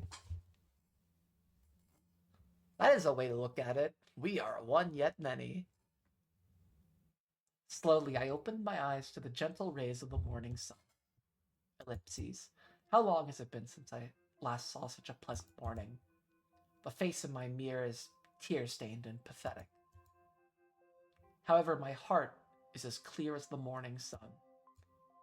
I could still clearly remember that strange dream. However, I can feel myself forgetting it rapidly. The place I was in my dreams had been such a strange place. A peaceful, calm place. There, I had left behind the pain I'd carried in my chest until yesterday. So this morning, my heart was at peace. Good morning, me. My tear-stained face really is pathetic. However, my expression is bright and cheery. Even now, I like Battler-san, but for some reason, I've calmed down. It feels like I've put something precious safely away in the place it belongs. Battler-san, when will you come back, I wonder? One of the songs from the beginning of the game has a quote from a Borg Queen in it. I'm not a Star Trek guy at all. I know almost nothing about Star Trek.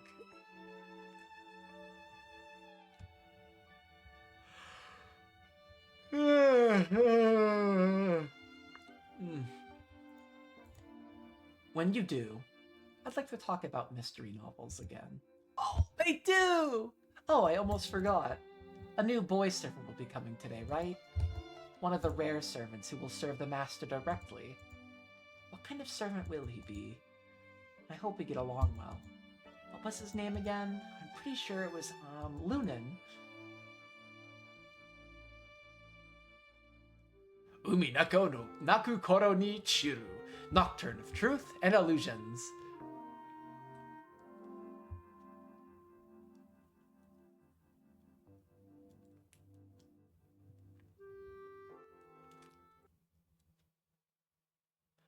(1984). 2 years until the incident. The first Umineko song again. Men in work clothes were spreading a tarp over a section of the hall. From the way they measured the wall and the set out tools, it could be seen that they were planning some sort of construction project. This is of the utmost importance to the master. Be sure that you do not damage it. The president of the construction company nodded his head several times to show that he understood. Then 6 young workers carried a large rectangular object wrapped in a white sheet. Okay, careful there. Set her down gently. I said gently. Is this the spot? Great, let's get started. Apparently, they were putting something large onto the wall of the hall. He plans to hang that thing there. And that's what he wants. After all, this mansion is little more than one of Father's toys. Natsui took a deep breath. Though this was a whim of Kinzo's, a man she greatly respected, she seemed to resist the idea of hanging it right here in the entrance hall, the face of the mansion.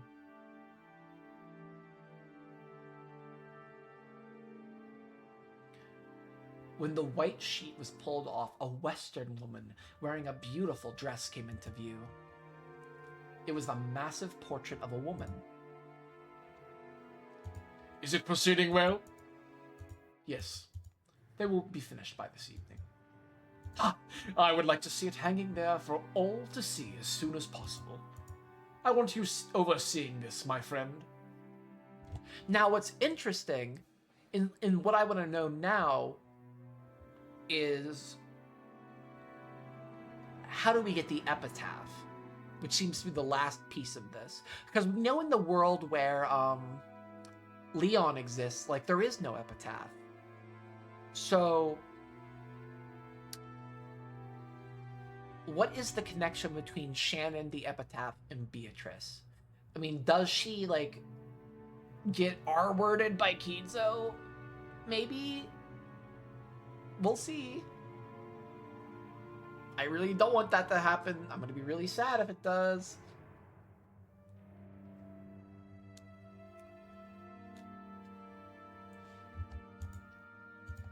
Leave it to me. Father, it seems a splendid portrait. Indeed, quite exceptional quality. I am satisfied. This is your benefactor, the woman who gave you the gold, right? Indeed. If I had not met Beatrice, I would not be here, nor would the Ashiramiya family, nor would, of course, this mansion. It's only natural that her portrait be displayed in the best possible location. Now that he had said it this bluntly, there would be no contradicting him. Kraus and Natsui could only shrug. Master, the epitaph plate is here. Okay, so the epitaph is already there. Would you please check to see that all is in order? Indeed. Each and every word must be correct. Epitaph? Kraus and Natsui crooked their heads and followed Kinzo. The leader of the workers set down a plate wrapped in a sheet. The others thought that the picture's name and description might be on it, but it seemed to have quite a lot of words for that. Father, what is this? Behold, the Sweetfish River running through my hometown?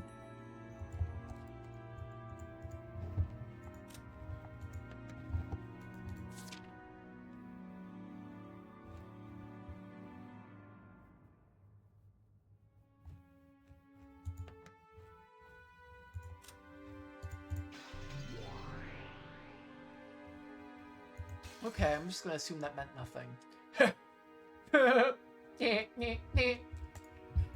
Read it and interpret it as you like. So we finally reach the appearance of the epitaph in the portrait. I don't know much about this epitaph. It doesn't exist in my world. Probably not. In your world, there's already a clear successor. You. Oh, that hadn't clicked. But not in this world. In other words, this epitaph was set up to choose grandfather's successor after all. Most likely. Or he might have wanted to believe in the chance of a miracle. A difficult riddle, made so that no one would be able to solve it. If someone actually could solve it, they themselves would be a miracle. Perhaps that miracle would guide the person Kinzo most wanted to solve it. In short, this epitaph really does depict a ceremony to revive the witch Beatrice, just as everyone thought. That does seem to be the obvious. That does seem to be the obvious interpretation. A mysterious ceremony sacrificing 13 people to revive the witch. However, the true ceremony wasn't that. It lies in wait for someone to miraculously solve it. That is the true ceremony. However, fate does have its irony. Genji already knew. Maybe Kinzo set this place up in the first place because he guessed that Genji knew everything. Was that fate a coincidence or something planned? I do not know. However, with this epitaph, the witch Beatrice will revive in the truest sense.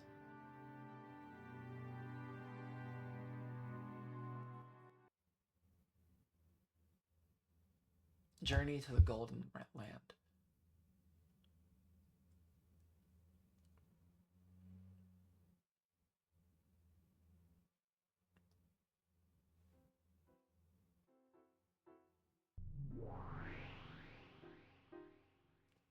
I think I'm gonna end a little early tonight, actually. I'm a little sleepy. I don't know why I am so sleepy, but I just am. I'll be back tomorrow. Probably earlier because I don't have work tomorrow.